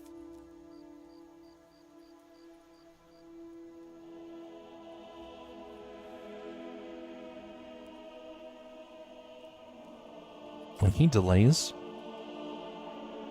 it could be that he's just waiting for you to pray. If he delays, it could be that he's actually sparing you. You don't know until life is all over. You won't know until it happens. You won't know until he tells you face to face.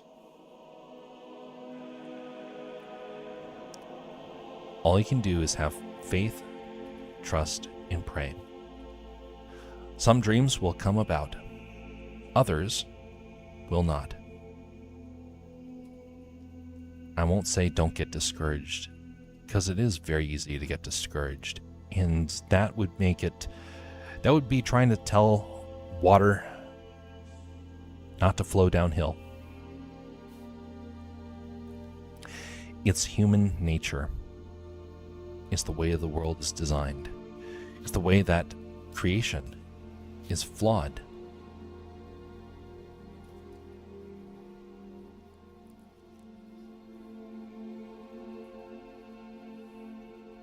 So I won't say necessarily that you can't get discouraged, because that's going to happen naturally. But when you see somebody that is discouraged, what I will say is try and be there for them. Try and help lift them up. Give them a little bit of encouragement. Especially during those times of frustration and heartache.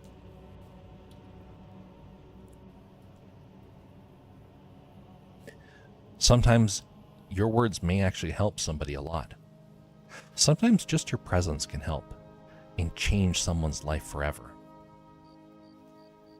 Maybe it won't. But how do you know until you've done it?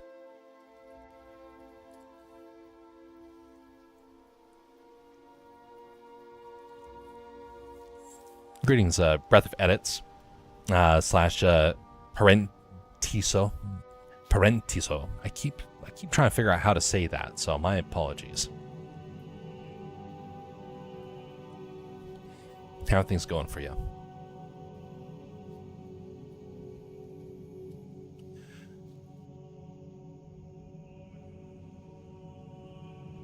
Just like I'm gonna get myself some more water.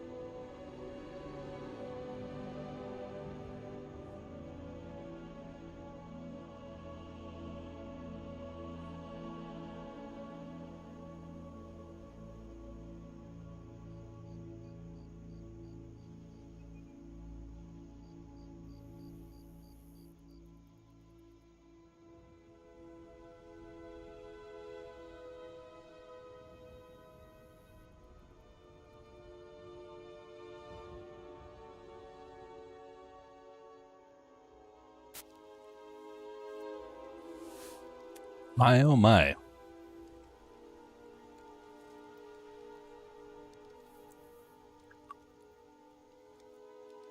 Multiple accounts that are having multiple personality problems.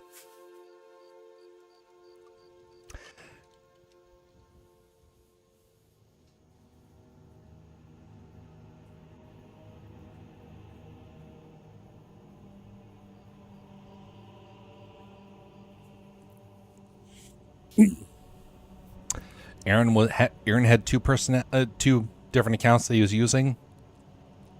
Breath of Edits has 2, sometimes 3 apparently.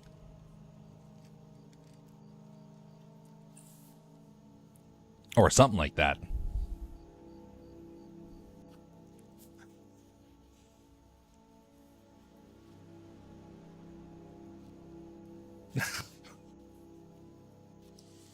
All I see is that there's two folks here. A funny deer, or deer funny, or however you want to say it, and a parentiso. I see no Breath of Edits anywhere.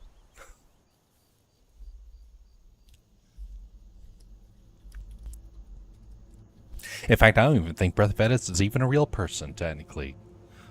I'll bet that there never was. It's just you two.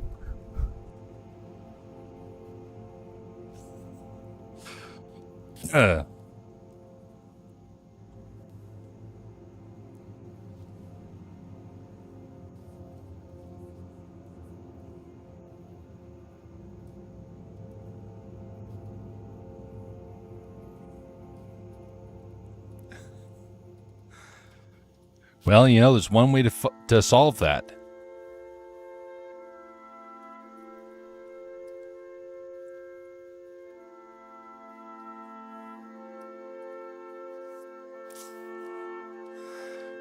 Golly. You know, I was part of a channel a couple years ago where I was participating as a mod for a while. We actually had one person who, for I think it was about probably a good solid month, who was operating like 4 different accounts simultaneously. He would carry on conversations and nobody realized they were actually the same person. And then one day he messed up on the account, and then everybody realized it. And then he came clean about it, like, oh yeah, it was just me the whole time. But he had us going for a good long while. I didn't realize that that was like something folks could do at the time. I thought you just had one account. I didn't realize you could actually do multiple things.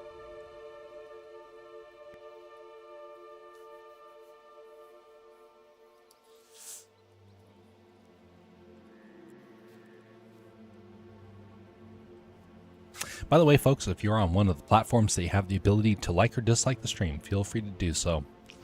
It helps out a lot, mostly because I'm trying to find out how to cut through the bots. Bots may not sound like too big of an issue to folks. It's a big issue to me, because I'm all about wanting to be authentic. And I don't like when things become artificial. And bots have made the world of online very artificial and very frustrating, honestly. Very discouraging. It's kind of like, let's say, for example, that you are an athlete and you dream of being in the big leagues. And then one day you go out to the stands and you see a crowd cheering for you. And then suddenly you turn around after you've pulled off some great big play. You turn around and everyone's cheering, and then you realized, wait a minute, they're all machines. And then suddenly that saps all the energy out of you. You're like, dang, I was thinking that they were real people. That's what bots have introduced to the world. That's one of the reasons why liking and disliking the stream, it helps out. Because even if you dislike it, that helps me to know what is, it helps me to know who Flesh and Blood is. Rumble's a big problem for me. because there's a lot of bots. And Twitch, a couple of months back, was infested with bots left and right. And on Twitch, I didn't know about that because you can't tell if anyone's flesh and blood until they chat. That's the only way you can tell.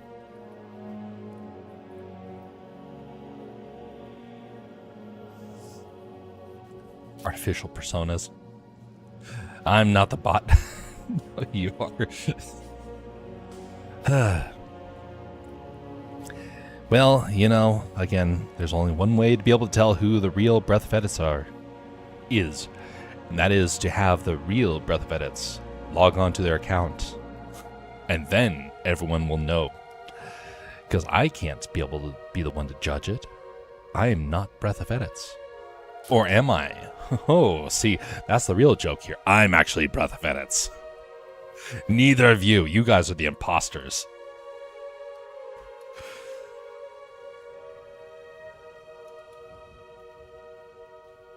Didn't see that one coming around, huh? Did you?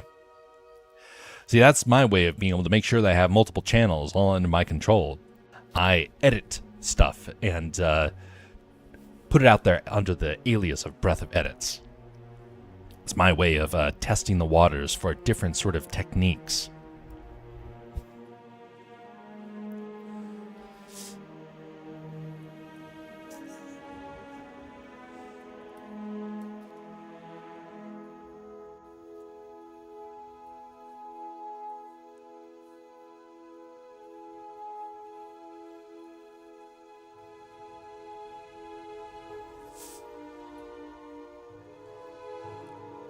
By the way, the person that was impersonating several different channels simultaneously, one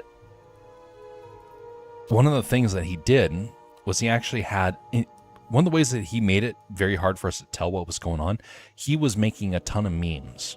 And then he had someone else that was making counter memes.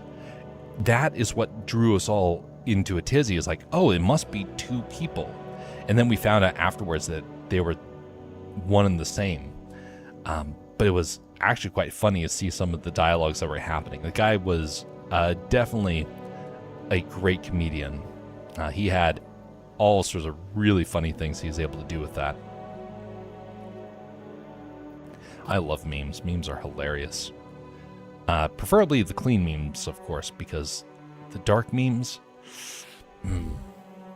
they get disheartening.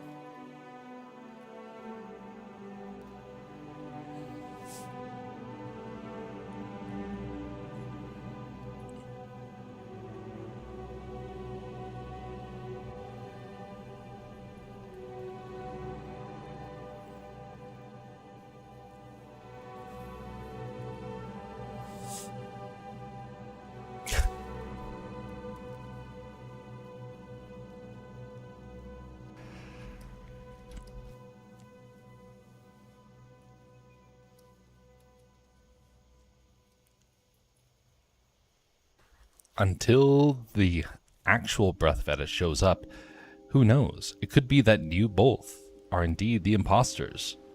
Because I, of course, I can easily claim to be that person. And so thus, you are unable to prove because you cannot find a source of truth. Your source of truth would be to go to the source of who Breath of Edits is. Until he appears, it's all just words. It's all just claims. You cannot prove one way or the other, because just like with any argument, you need a source foundation. Your foundation is based upon truth. But how do you prove something if you can't prove it? Well, if you have to try and prove it with your words. You know, that's actually a challenge that a lot of people struggle with these days. There's so many things in this world where it's actually fake and lies. The news is a perfect example of that. They will report on something that's not true. And they won't actually go to the source. There is truth out there. There is a source of truth for everything. But sometimes we don't know how to even go to it because we become so familiar with the arguments. Trying to go to the source almost sounds like a step backwards.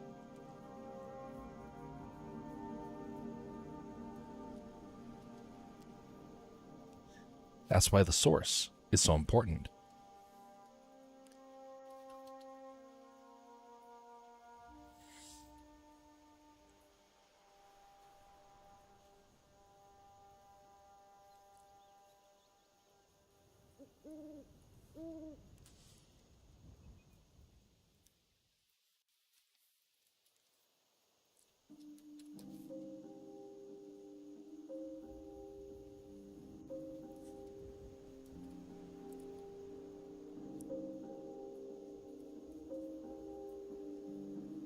You know, there's a couple of things where I would love to make like a shorter edited version of that sort of an idea, flesh it out, make it sure it's really well and compact, and make it into a video and publish it.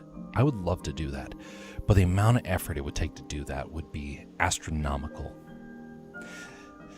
And I'm not saying that just because I think it would be that way. No, I've actually tried, and it would take about 3 days for me to make a video from start to finish in the style that I would like, with the amount of edits, with the amount of research.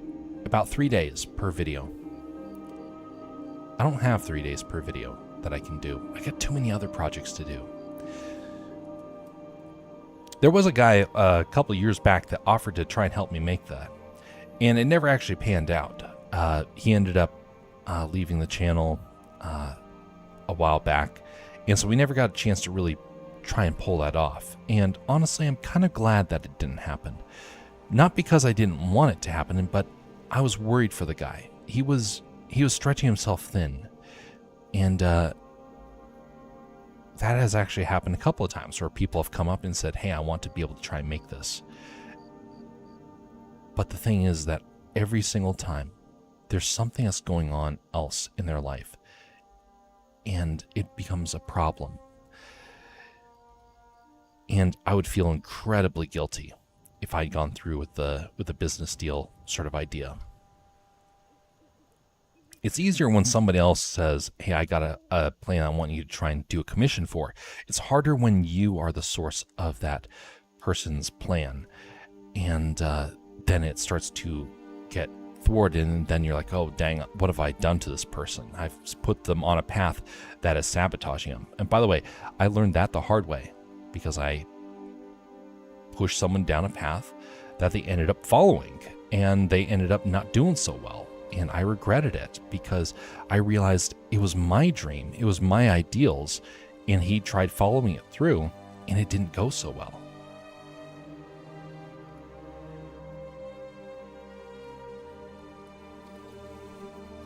I like this fire a lot better.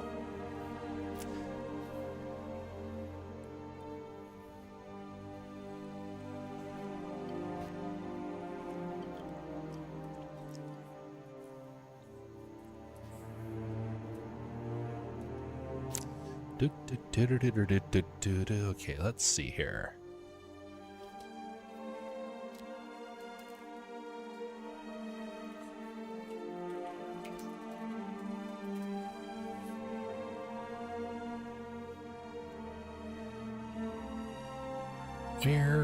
Where is this?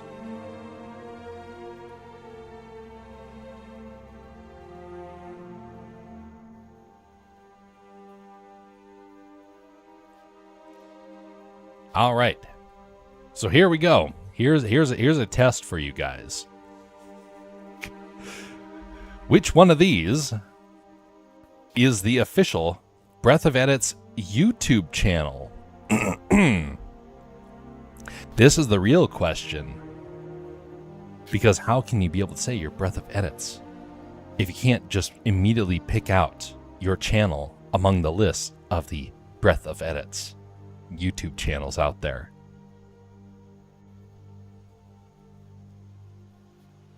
Uh-huh. Which one? Which one is it?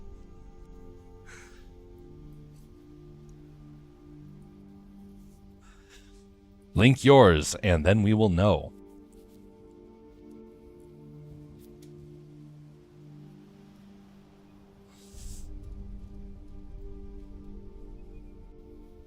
I actually had to try and argue with someone a while back about something I couldn't necessarily prove without having a fact. And one of the things I found interesting is that if you have something you are truly trying to prove, delaying evidence many times makes things worse. And the process of trying to process of being able to find proof is limited to people's interest, to the amount of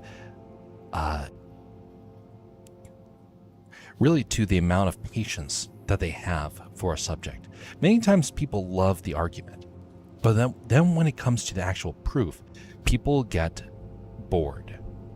I had a Facebook argument years ago in which this actually did happen. I was trying to prove something and I had to go out and try and find research on it. By the time I came back with all the proof and was able to stand my own, the person said, "Oh, you're still talking about that?" And then they never talked with me again.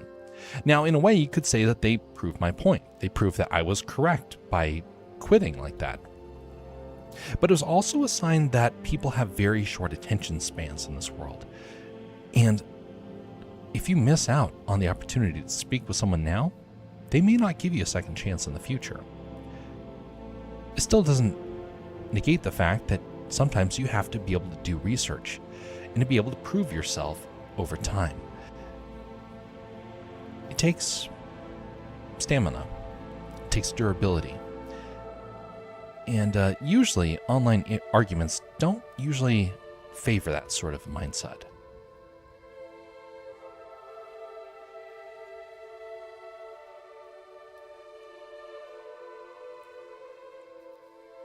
By the way, again, I will mention that we are going to be closing down the Twitch side of these streams here, starting after tomorrow. Tomorrow we're going to do one more stream over there, and then we're going to close it down. The channel will not be deleted because I want to make sure that somebody doesn't come by and try and take it. But it is going to be inactive. And I'll make a post on there about it. It's a shame, again, but ethically, I cannot overlook the things that Twitch has been doing. No more. It was a different thing when it was just against me. When it became against many other people, I was like, nope, can't allow that to pass anymore.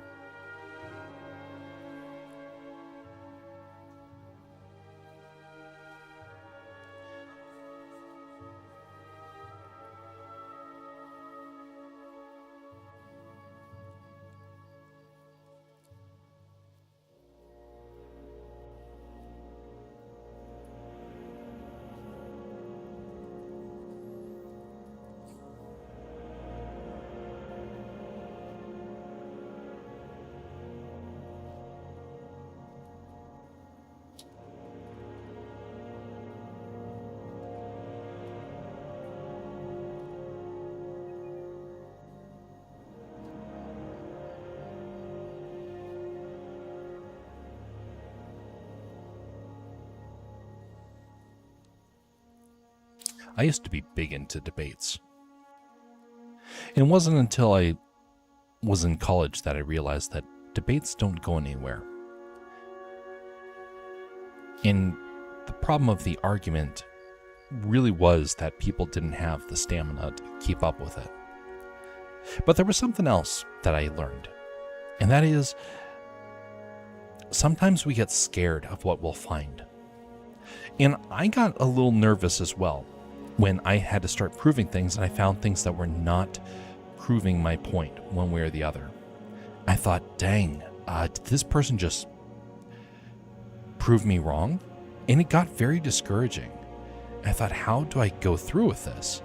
Now, in some ways, it ended up where I was incorrect with stuff. But you know what I found out also? I started learning about multiple sources. And I started learning that just because you found something that says one thing doesn't mean it's correct. And the more I've done research, the more I'm starting to realize that's the case for a lot of things. We can have an idea that there is definitive clarity to everything. Everything is provable one way or the other. But a lot of times, that's not the case at all. A lot of times, we are left in complete and total confusion about what the truth is. It's one of the reasons why the Bible is important. See, the Bible is a source of ultimate truth. You can get confused about things in this world, but you need a source of truth to be able to fall back on. When you turn to the Bible, you're able to find out directly what God views as right and wrong. It's very clear.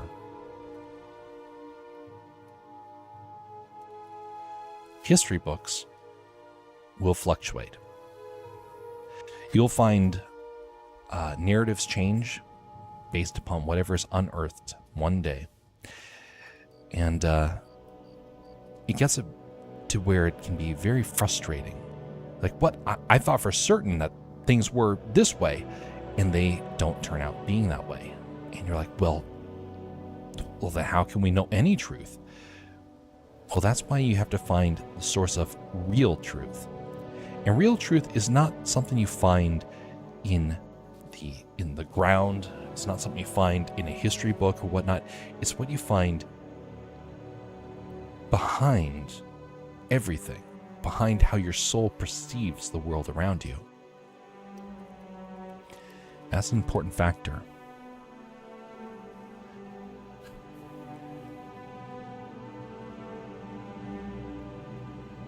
Well, we're almost done for this evening. I'm going to be calling it here in just a moment.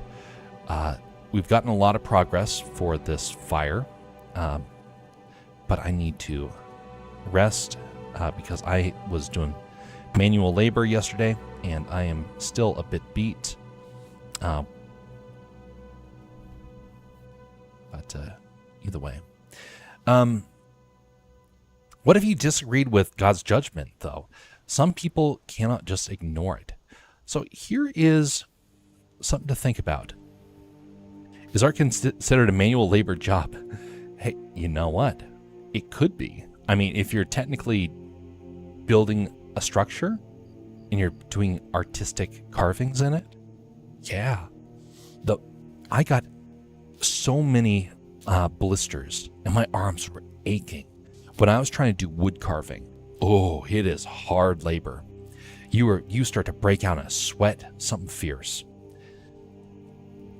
So yeah, depending on the art that you're doing, it can be very stressful.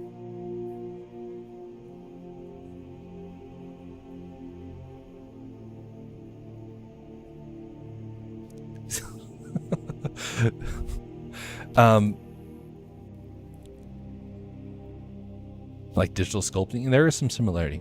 So let me mention what you're talking about earlier, about disagreeing with the judgment. Let me ask this. When you decide what is true, how do you convey that truth to another? If I was to say,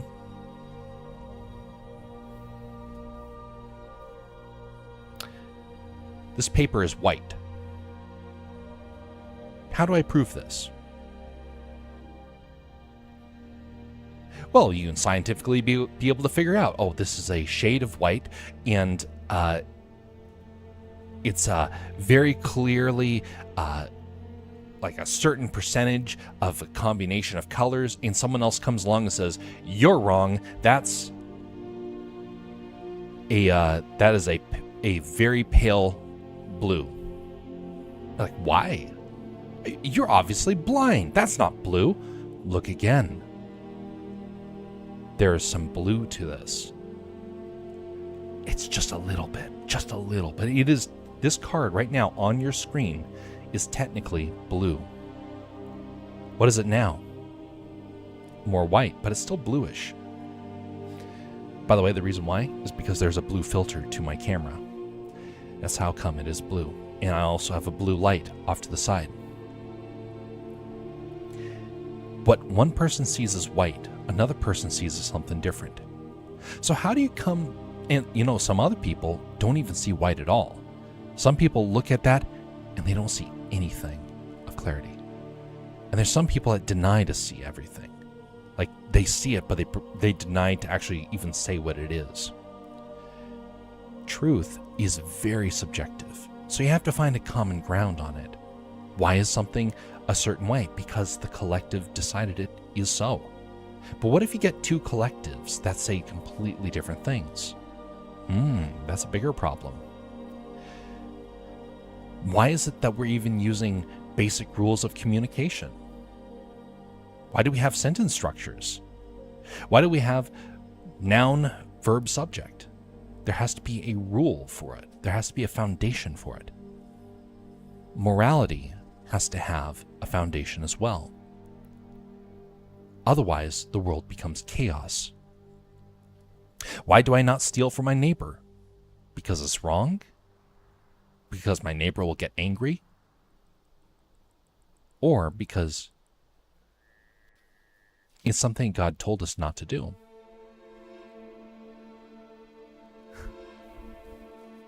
There's going to be things that we disagree with. And I can't necessarily know what everyone's going to take issue with. But I do know this.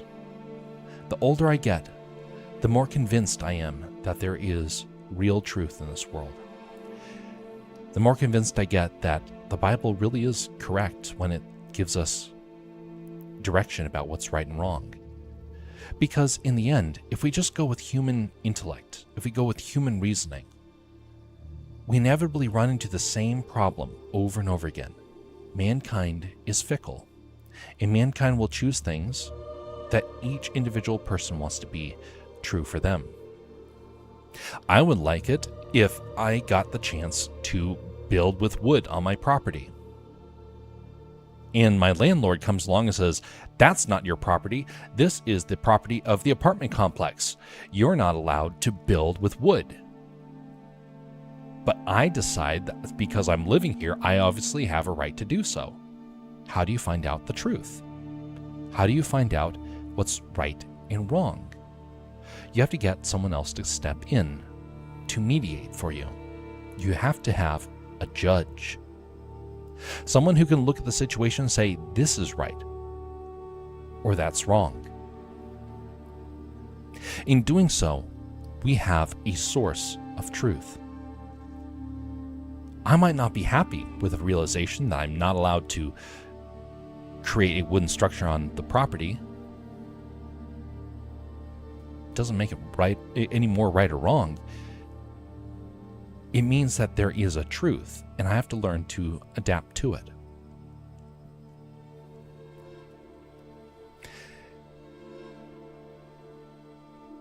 A lot of truths can be upsetting, because in the end, it requires us to acknowledge that we are not the source of truth, that we have to answer to someone who is truth.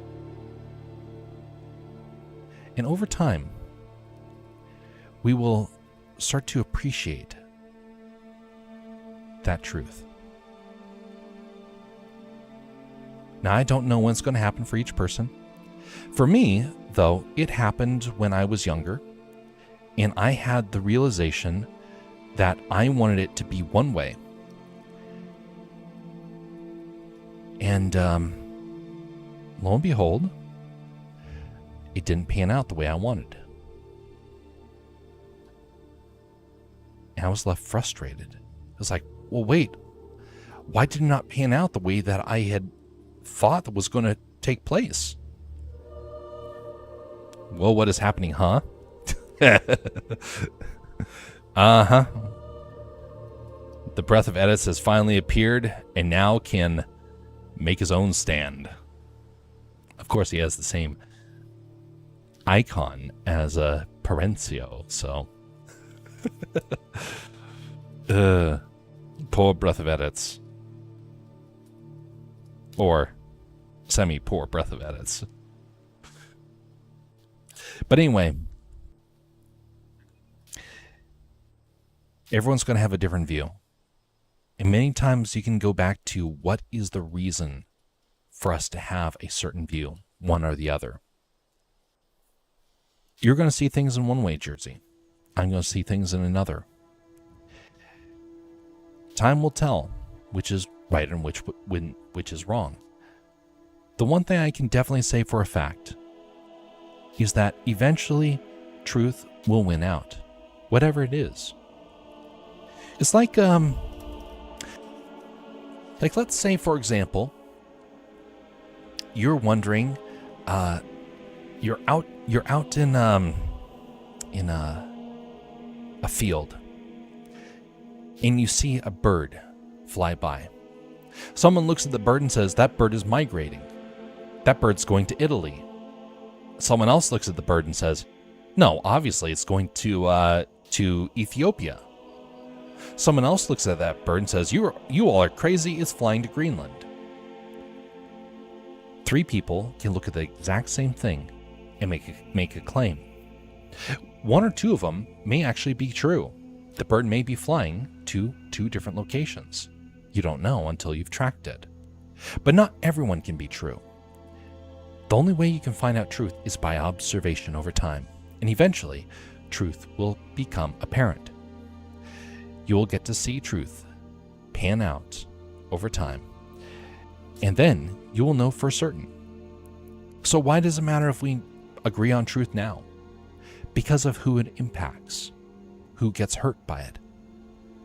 And I've seen people who make horrible decisions in life because they don't know truth. I saw a guy who was stealing once. My brother and I reached over, grabbed him, and took the item out of his hand, says, don't, and we both told him, don't steal. He looked at us and was like, what is your big problem? It's just it's a small item. It doesn't matter. Nobody cares.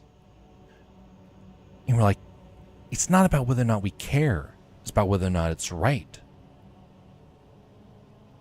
Time will tell. Because a couple of years later, the guy did something terrible. All the warning signs were there. He had made his decision, what he wanted to be true. And he cut off ties with everybody because he realized what he had done was horrible. He lost his family. His family cut him off. He rejected any sort of truth. He was angry. He was bitter. He was broken. All because it started with him letting something slip by going out and trying to commit a little theft. Now, did the theft cause him to go down that path? No. But it showed something in his heart. It showed that truth was in conflict with him, and he didn't understand what was right and wrong. So then when it came to a moment where he had a chance to make the right decision or make a wrong decision for somebody he cared about, he made the wrong decision. And he ended up making a terrible mistake that cost him a lot of relationships, a lot of friendships. I do not communicate with him. I don't even know where he is now. I used to think of him as a very close friend. But everybody he was around got hurt by him. And all started because he didn't have an understanding of truth. That's the real crux to this whole issue. So if you can find out where truth is, everything else starts becoming clear. Sure, it may not be something that you like, but truth isn't about whether or not we like something. It's about whether or not it's true.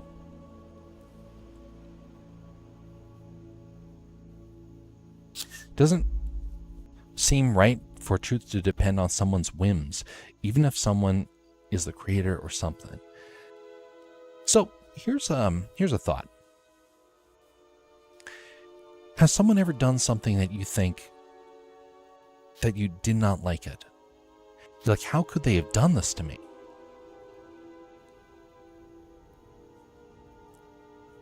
That's happened to me many a times. There was a time when I got back from a very busy day at work. I went back to my apartment, and this was back when I was working at Disney. I stepped in. It had been tiresome. My eyes were really starting to itch because it was allergies.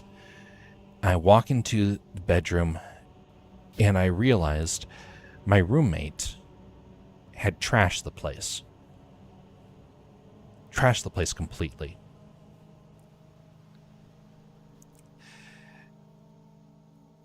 I grabbed a blanket and went out to the couch in the communal living room. I slept there for the evening. I woke up the next day and confronted the man and said, "Why did he do it?" He said, "Didn't matter. I should just learn to live with it." I protested. I never went back into that room. I moved out because I had an understanding of what I was expecting. I expected there to be a place where I could stay. He viewed my space as a place that he could trash. It was not his. He had no problem with it. How do you reason with somebody like that? How do you tell them this is right or that's wrong? We both had to call, I had to go out and call the resident manager. And we got pulled into meetings. And we had to argue one way or the other why one of us was right and one of us was wrong.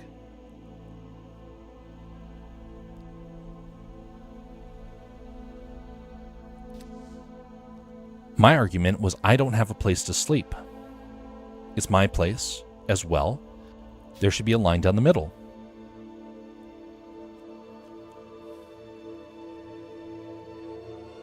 Why would it have to be that I would have to surrender my space because my roommate decides that he doesn't want to abide by rules or even just basic decency? I was not trashing his side. I didn't cause him any problems. In fact, I barely even lived at that place.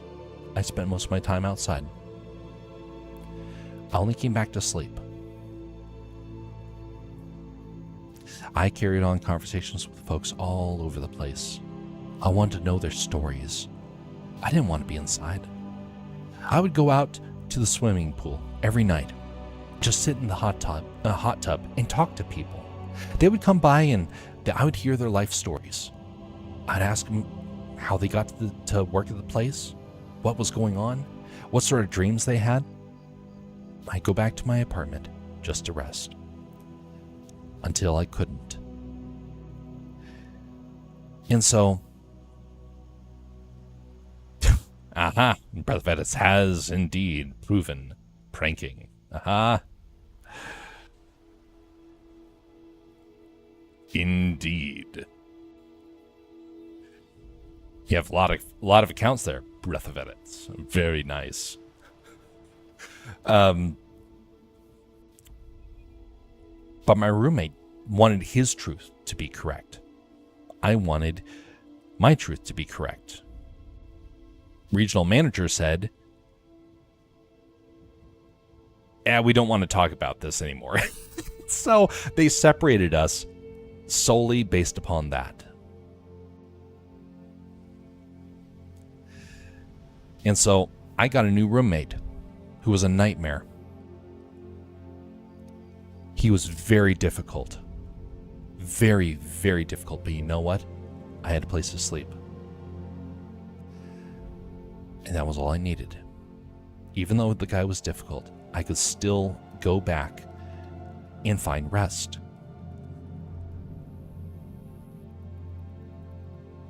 Over an hour, indeed. Indeed. See you later, Breath of Edits. / Parencio and Funny Deer. But you have to have a common source of truth. Now, God comes in and says, I created this world. I get a chance to say what is right and what is wrong. Not just because he has rules based upon his wants. It's based upon what he wants people to do with one another. The majority of rules are actually about how we interact with one another. I cannot go out and commit a crime because God doesn't want me to. Because he wants us to be more akin to how he is. Don't steal. Don't kill. He wants us to treat each other with dignity. He wants us to seek wisdom. He wants us to be compassionate. Those things are good. Now, there are things where that can get very frustrating for some folks, because down deep, we all have a sinful nature. In some of us, that sinful nature does get very strong. It doesn't change the fact that there's still truth. Many times it just shows that we are in the process of struggling with truth. So if I was to ask, for example, for Jersey,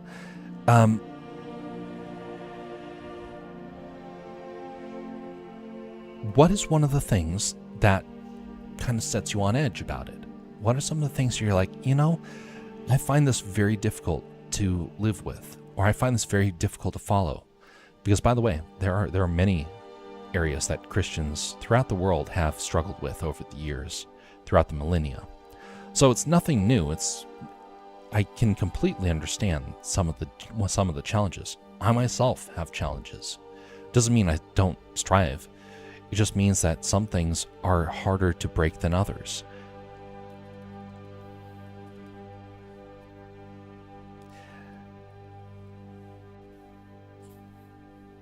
God's sense of what's good or bad is too alien to us humans, at least the Christian God. I don't know about the others much, but I hear Buddhism is pretty chill. Research Buddhism, and you will find, well, not just the surface level. You have to study some of the darker stuff. Ooh. Let me put it this way. I would find talking with a Buddhist can be very interesting. But if you find someone who's very hardcore, you got to be very careful, because they have some things to say that they will not tell the average person, and it will shell shock you. Especially when you start hearing what happens to people. Well, I won't go into it because it does get fairly dark, but there's more to it. I will not dig into it because that's not necessarily the point of this matter. I want to focus on truth rather than upon some of the religious practices, because everyone's got their challenges. I will say that, and so it's not like they're any worse in many ways than others. It's more like never assume that things are completely cut and dry with one group or another. There's always something else that's going on. By the way, that's mostly because I actually, I will not go there. I will not go there because too heavy. But when you have to try and find something that really stands out to you, it helps to narrow down some of the things that are the challenges for our life, regardless of which path we are on. We all have a challenge that we're trying to overcome. What ticks most people like me off from Christianity is just the amount of overreaction and brutal punishments. It just seems like a very envious and sometimes cruel God with very little justification for everything. I'm European, so we have a bit of a different culture.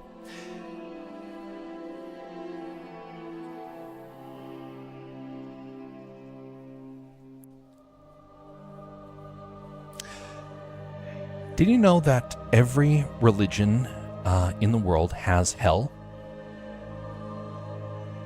But very, very few of them even have the smallest concept of heaven. Every single religion has punishment, but not every one of them has redemption.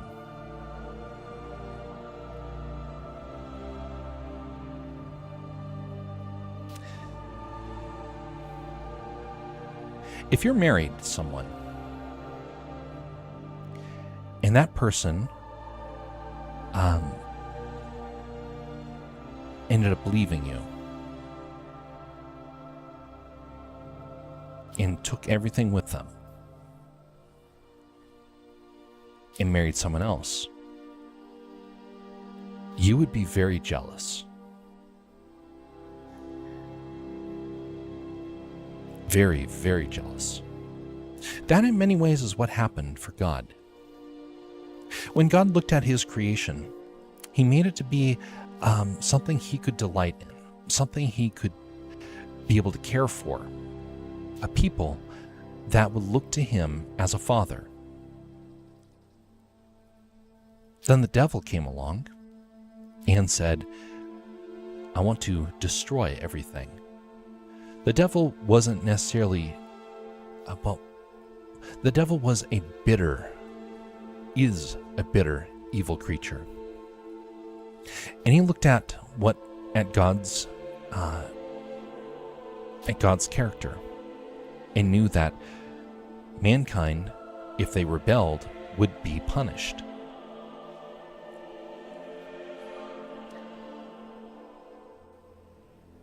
The devil is going to get punished most severely.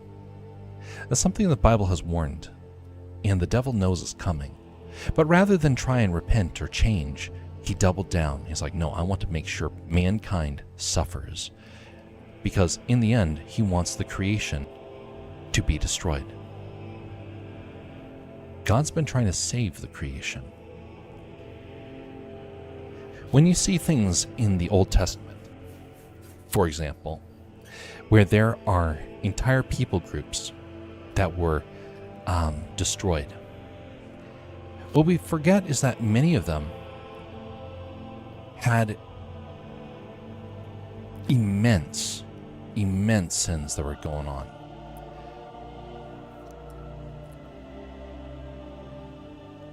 Now, there are some areas in the Old Testament where more clarity is given in some of the lesser known sections. And it helps us to understand that there are some people that knew exactly what they were doing. Some people that actually, literally, made a deal with the devil. When God came across those people, he would tell them to repent, or he would bring judgment. See, God will be very merciful to people who show kindness. He is very vengeful against people who slaughter, against people that cause pain and agony. He doesn't like torture. He doesn't like the theft and murder and adultery. He doesn't want people to be destroying one another. Most of his laws revolve around that. Most of the laws that Jesus reiterated were about that. Wickedness is found in how we try and harm one another. It may seem minuscule for one thing, but in the end, there's some dark stuff behind the actions of human beings. And we don't always know who we're impacting until it's too late.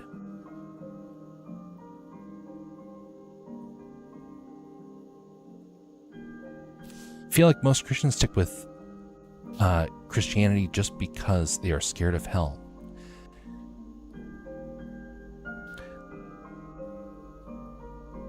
I will not disagree that a lot of Christians think that way. There is actually a good reason for that.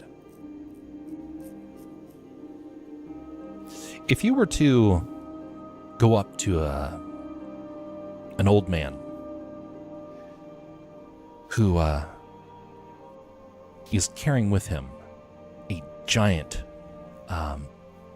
bag of money, and he is just kind of stumbling along the path,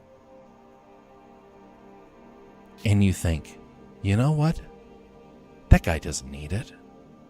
I can take it from him. He's not going to need it for much longer. Anyway, I'll just leave him a little bit of money. I'm going to take it all. And so you grab the bag from him and you give him a couple of the bills back, and then you just take that money and leave. Do you fear consequences? He's an old frail man. What can he do? What happens if he suddenly pulls out a weapon? Do you think that there's consequences then? Are you going to want to take from him? Is the fear of harm motivation that is good? I think that's the real root of the question. Can fear of something be actually good? Do you want to go skydiving without a parachute?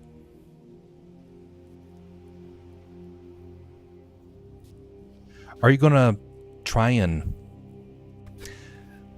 swim across the Atlantic by yourself?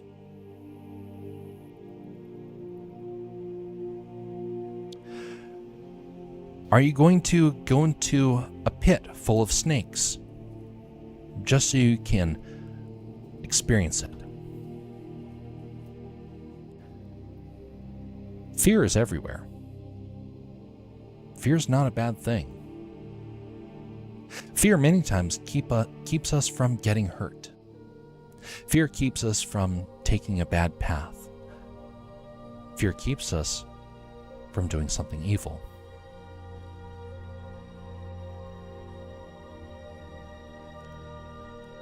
Fear of hell is one thing.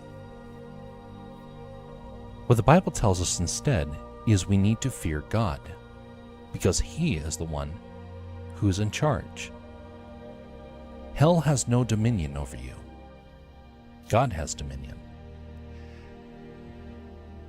And if you merely show love and kindness, you're going to be given a completely different path than in rebellion and sin. It's not fear of hell. It's fear of making God angry. Fear of turning against the way He made the world. Fear about rebelling against the one who made the laws of the world. I may not like gravity. I may like to fly around and have the freedom to go from here to the moon and back again. There's still rules. There's the law of gravity. There's the vacuum of space. There's radiation. There's friction. There's all these limits. We can't change the limits. We are placed on this earth to learn to work within the limits, to live life and to enjoy it. We're meant to have the ability to live in peace. We're meant to have loving families. We're meant to have fulfilling lives of meaning. And we are given a blessing for obedience. See, back in the olden days, back before Christ came down to the earth, the Jewish people were worshiping God But many of them did not believe there was anything other than this life. To them, and even now, there is no belief in heaven. There's no belief in resurrection. What is so revolutionary about Christ coming was not that he came down to judge the world and bring about torment. No, he showed mankind something different. He showed them mercy when people were expecting punishment. He showed them a way forward, full of meaning.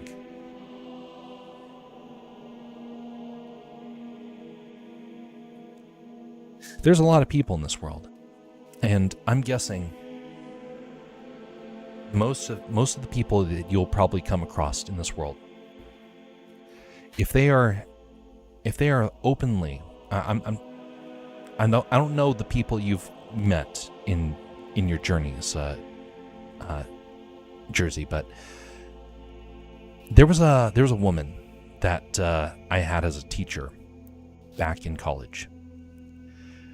She was a mean lady, very mean, very cruel, and she spent most of her class condemning Christians.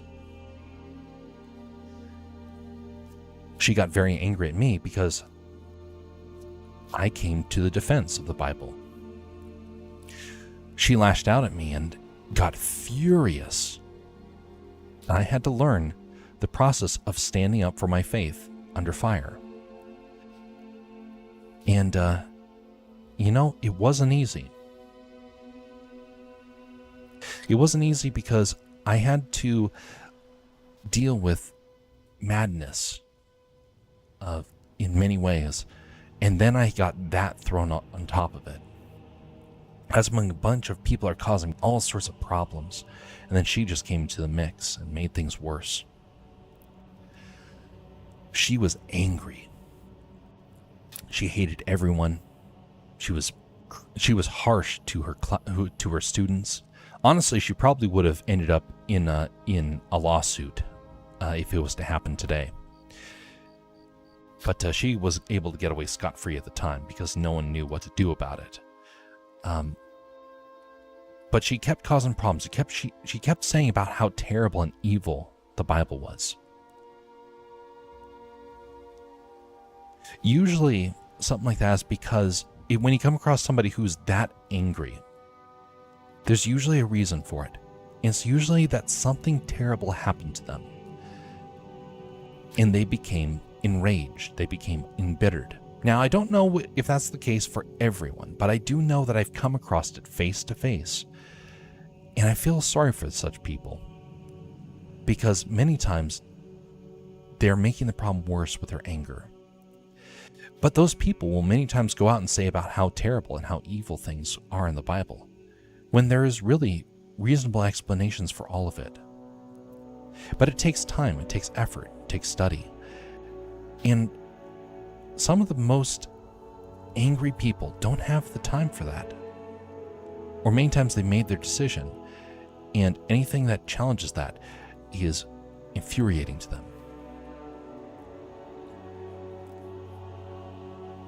It doesn't change the fact that there's still truth. It doesn't change the fact that the Bible still tells us the purpose of life, or the role of judgment and the need for justice. It doesn't change the fact that we need to love our neighbor, to be able to show kindness to one another.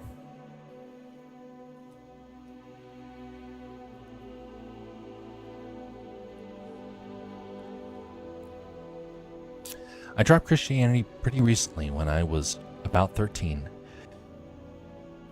It took me so long just because I was truly scared of even trying to question anything about it. But a new, fully atheist friend group helped me to get free.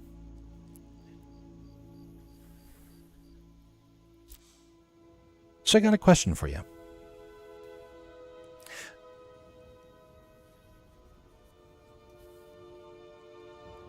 Has life been fulfilling on that path?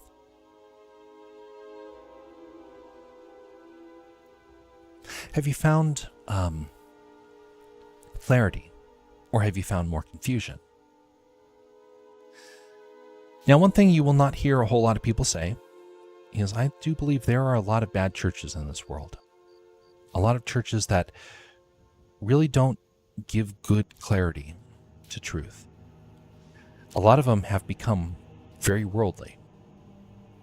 And so you're not going to hear the answers in many, many churches. It's one of the reasons why I keep saying that the Bible is where we find truth. Because the Bible mentions everything clearly. Now, it takes time, it takes effort. But we're meant to read the scriptures and to be able to find truth for ourselves. Because churches can get corrupted.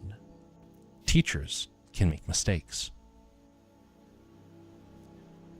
Paul praised the people who were questioning him, who found truth in the scriptures and were able to find out whether or not he was speaking truth. Now, your atheist friends have a different agenda. They still have an agenda. They still have a concept of right and wrong. But it comes down to why you believe it, one way or the other. For a lot of people, it's because they don't like the laws that are given. For example, there are a couple of people that don't like the fact that there is clear distinctions of mercy and charity. They can't stand that. And I have met some of them. That for them is a huge stumbling block. But it's a stumbling block because it's something they're struggling with. I just found peace. It's way simpler and less anxious that way.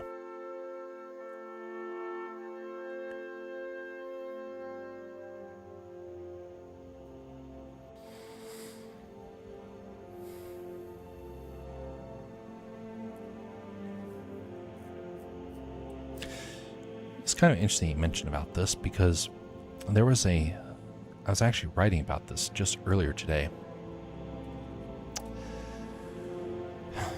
How can I address this without taking the long route?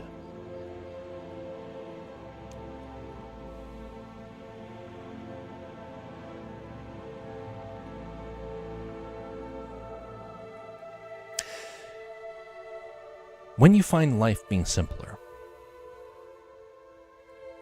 you may find peace. It may be clear. But here's another question.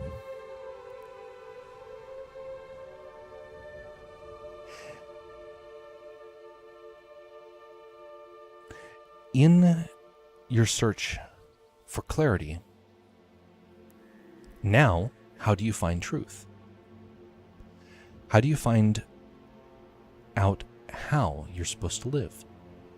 Where's your source? Kind of like earlier when we were talking with Breath of Edits, and he was playing the role of three different people. He was pranking. And for him, he was all three. And I mentioned earlier that the only way we can tell who the real person is if the real Breath of Edits shows up. And lo and behold, Breath of Edits appeared. And he actually gave clarity to that. But where do you find truth? If someone comes up and wrongs you, how do you say, hey, you messed things up? You can't do that. Someone comes up and runs into your car. And you're like, hey, you can't do that. The person laughs at you and says, why? It's like, well, because it's wrong. They say, why?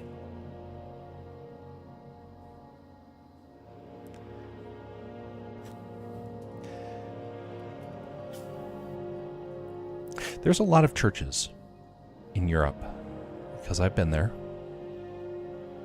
I can definitely attest to this. There's a lot of churches that are living on tradition and not living upon the gospel.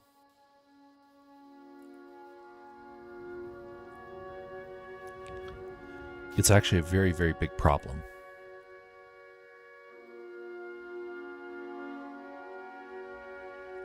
I hate to say it, but even where I am, I have many churches in my town. I think there's maybe 10 churches, maybe 12. I think most of them are making massive mistakes. I think a lot of them are not even Christian. We're in an age of confusion, an age of madness. And in that age of in this age of confusion, there's going to be people that come along that deceive. You have to have a foundation of truth. But a lot of Christians don't read the scriptures.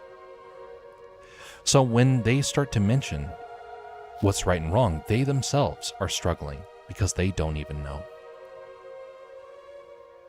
You have to read the word in order to be able to preach from the word. You have to be able to give reasons for why things are the way that they are. Why is hell a bad place? Because it's full separation from God. Why does judgment need to happen? Because mankind has done terrible things, and judgment will have to happen.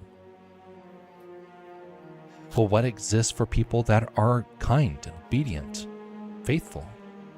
A paradise awaits. That's actually a wonderful thing. What happened to all those people in the olden days? There's a lot of mercy given for those folks. Paul wrote about it in the book of Acts. Well, actually, he didn't do the actual writing. That was technically Luke that wrote it, but he spoke about it.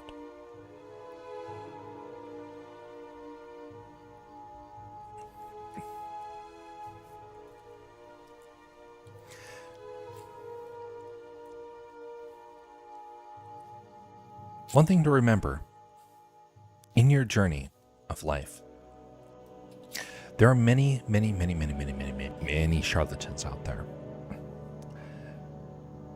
Make sure as you're on that journey, you don't come across somebody who, like the serpent who came up to Eve, that offers joys and pleasures in exchange for obedience to sin. Make sure in your journey, in your struggle to find truth, that you don't make a decision that you cannot pull back from.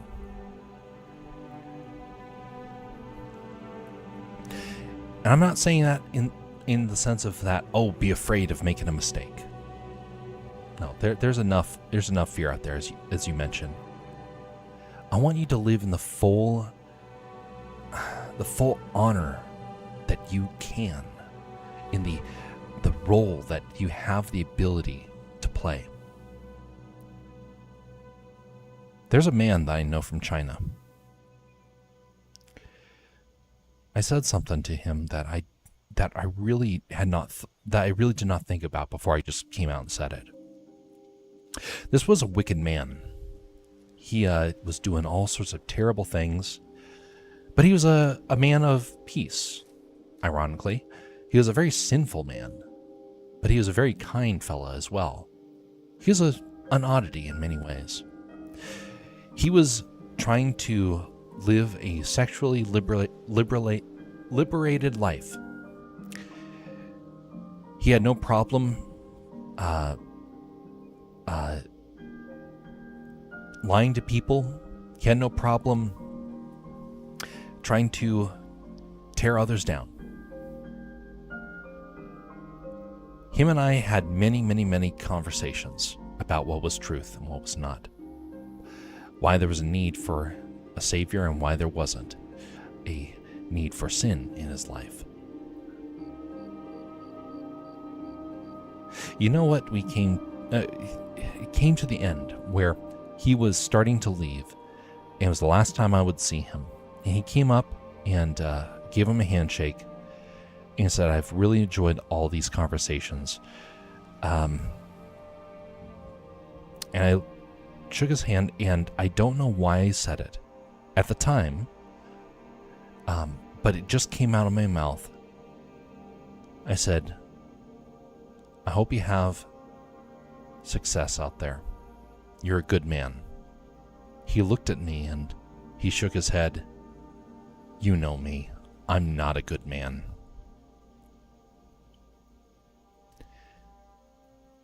I responded with, I know that, but I know what you can be. And I know you can be that. I don't know what has happened to him since then. But it's been a reminder to me that everybody has a place in this journey of life. We are not all on the same path exactly. We're at different stages of that path. You will have to have a decision one day. You are in your youth. It feels a lot more difficult. I can guarantee you, the older you get, this question will start to prompt you more and more. You will start to wonder what is beyond. And you'll start to be afraid. I'm not saying that to try and freak you out. I'm saying that know that there's always consequences for things. And there's a very easy out. That's what Christianity is about. It's not about the torment. It's not about suffering. Suffering for Christ, but that's a different thing. It's about giving people a way to find redemption and restoration. The Old Testament was given to a world that was in turmoil, a world that was in deep, deep sin. Read about what happened in the Old Testament and you will find wickedness everywhere. There's wickedness today, but in many ways it's way better. Because God's Spirit now moves among us and He is changing things.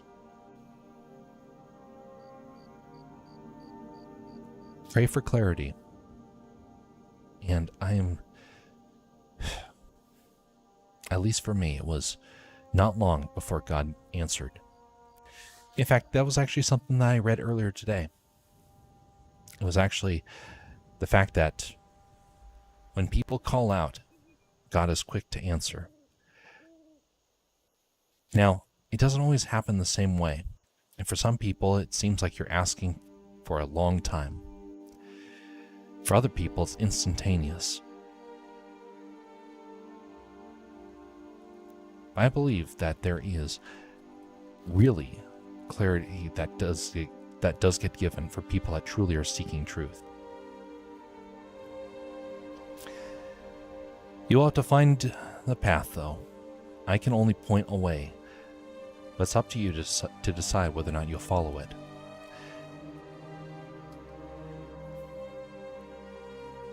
I could give you all the rules, all the laws, but what good would that be to someone who's not on that path?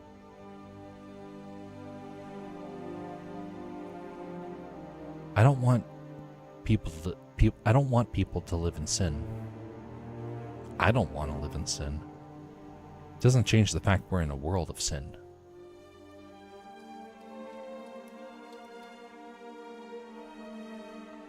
We can only try and help encourage each other to live more faithfully.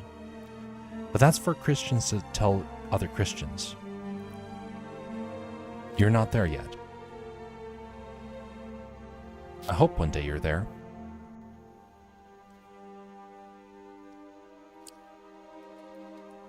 Hopefully you find that clarity along the way. But if ever you get discouraged and you think, why would God do this or why would God do that? Remember that the times are different. Don't look to the Old Testament only. You have to look at the New Testament as well. Find out why the times have changed, why the world is different. That's where you'll start to find better understanding about all the things that have happened.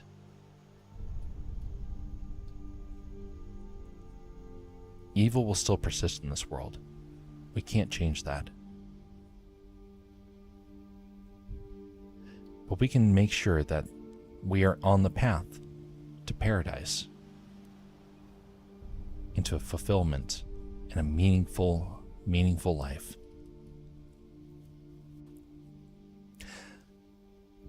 I'm way too far gone in this area. I don't mean to offend anyone, but if the Christian Jewish Bible were true and I were allowed into heaven after death, I would politely decline. I would prefer not to participate and would rather disappear than be part of it.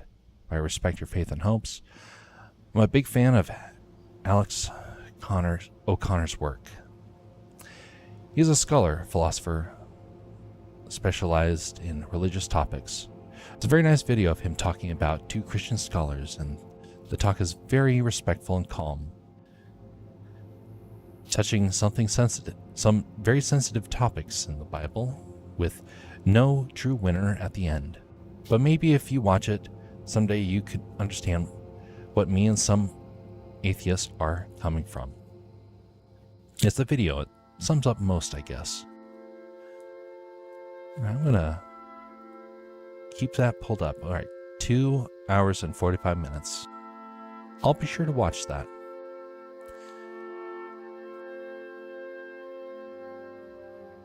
I'll be sure to watch that. One of the things that I would say, now this is not something you're going to hear in some churches.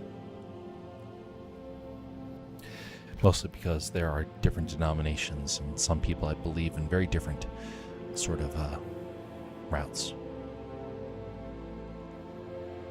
But the Bible's saying, yeah, indeed. Very respectful talk done in a very mature way, indeed.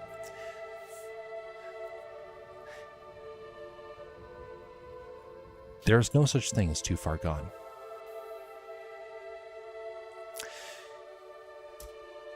When Christ was being crucified, there were two men with him. One was a man who, well, both of them had done terrible things. Terrible, terrible things. One of them spat out a curse, and he taunted Jesus. The other one said,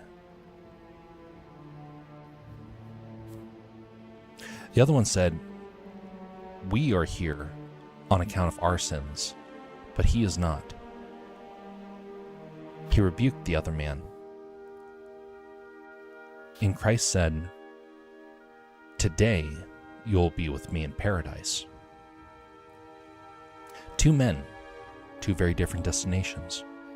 One that in the moment of anger, pain, and bitterness said that he didn't want it. He didn't want a Savior. The other one, who was in the midst of pain and agony, in the process of dying, God said, you will be redeemed. You will be with me in paradise.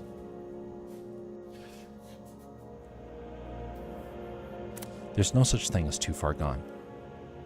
There is such a thing as too late. And that's an important thing. In youth, it feels like that's an eternity away. The older you get, the closer it becomes, and the more it starts to be at your heart.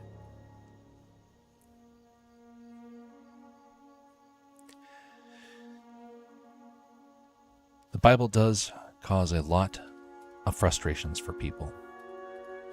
And a lot of it has to do with the fact that the world is becoming primed by the devil in many ways for the end times. The end times are coming. We don't know how far off they are. We do know that they are, you could say, scheduled for this world. The devil has a desire to want to deceive the nations, and he is going to be successful for a very short time.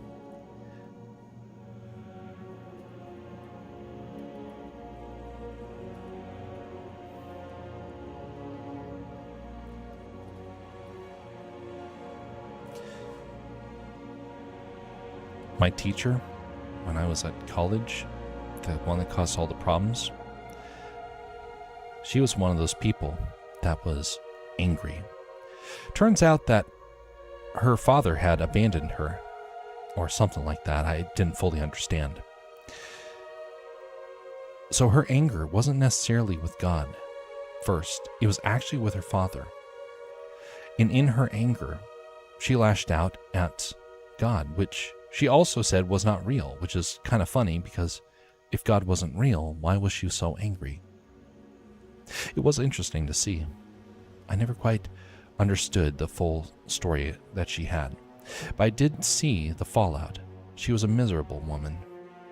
She was full of anger and rage.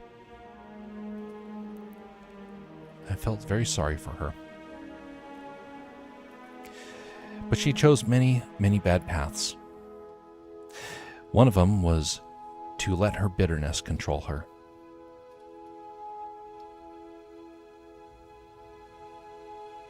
My grandfather, on the other hand, was a very kind, respectful man.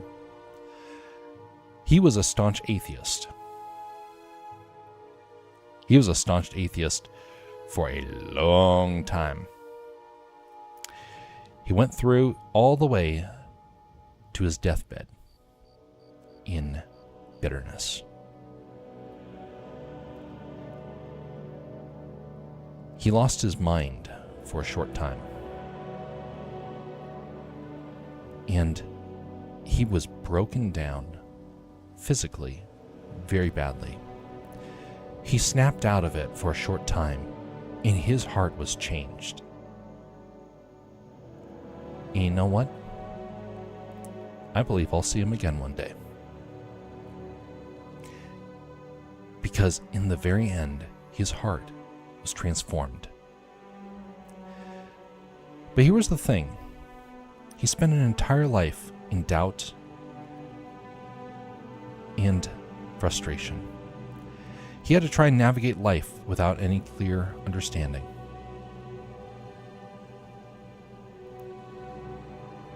And when it all came down to it, the thing that had caused him so much anger in his youth ended up being his source of comfort in the very end. It is interesting how that happens. The most important thing in life to do is to be able to find out where your soul will reside. Now, that can be very tough for some people. Very tough indeed. Because some people are having to deal with some immense challenges. Some of them dealing with things that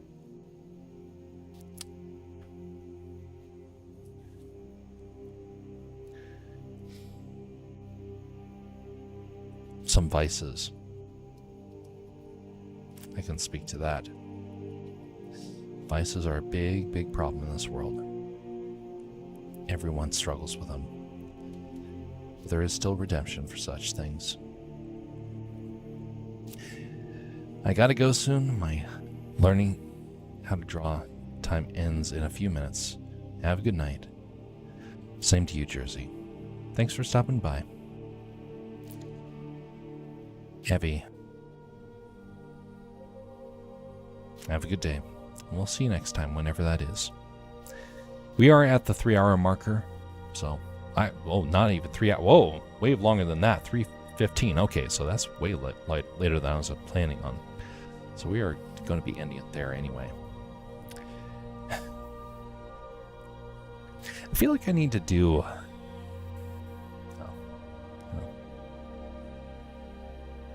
We'll think about that later on.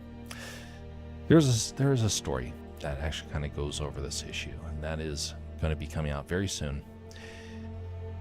I'll be sure to link it in all my socials. On that note, folks, we're going to be ending it right there. Let me see if there's anyone that I can raid. Because I think not necessarily because there's the need for it, but because, because there's folks that are going to be like, no, okay, wait a minute. It looks like, no, they're all gone. Okay, I'll have to talk to those folks later on. I was hoping to be somebody that would be someone I could go and chat with afterwards, but they're not online. All right, well, on that note, folks, have a very pleasant evening and morning, everybody. Be civil to one another. It's human to doubt. It's human to be confused. It's human to really to want rebellion. I hope everyone finds comfort. I hope everyone finds salvation. On that note, folks, have a very pleasant evening.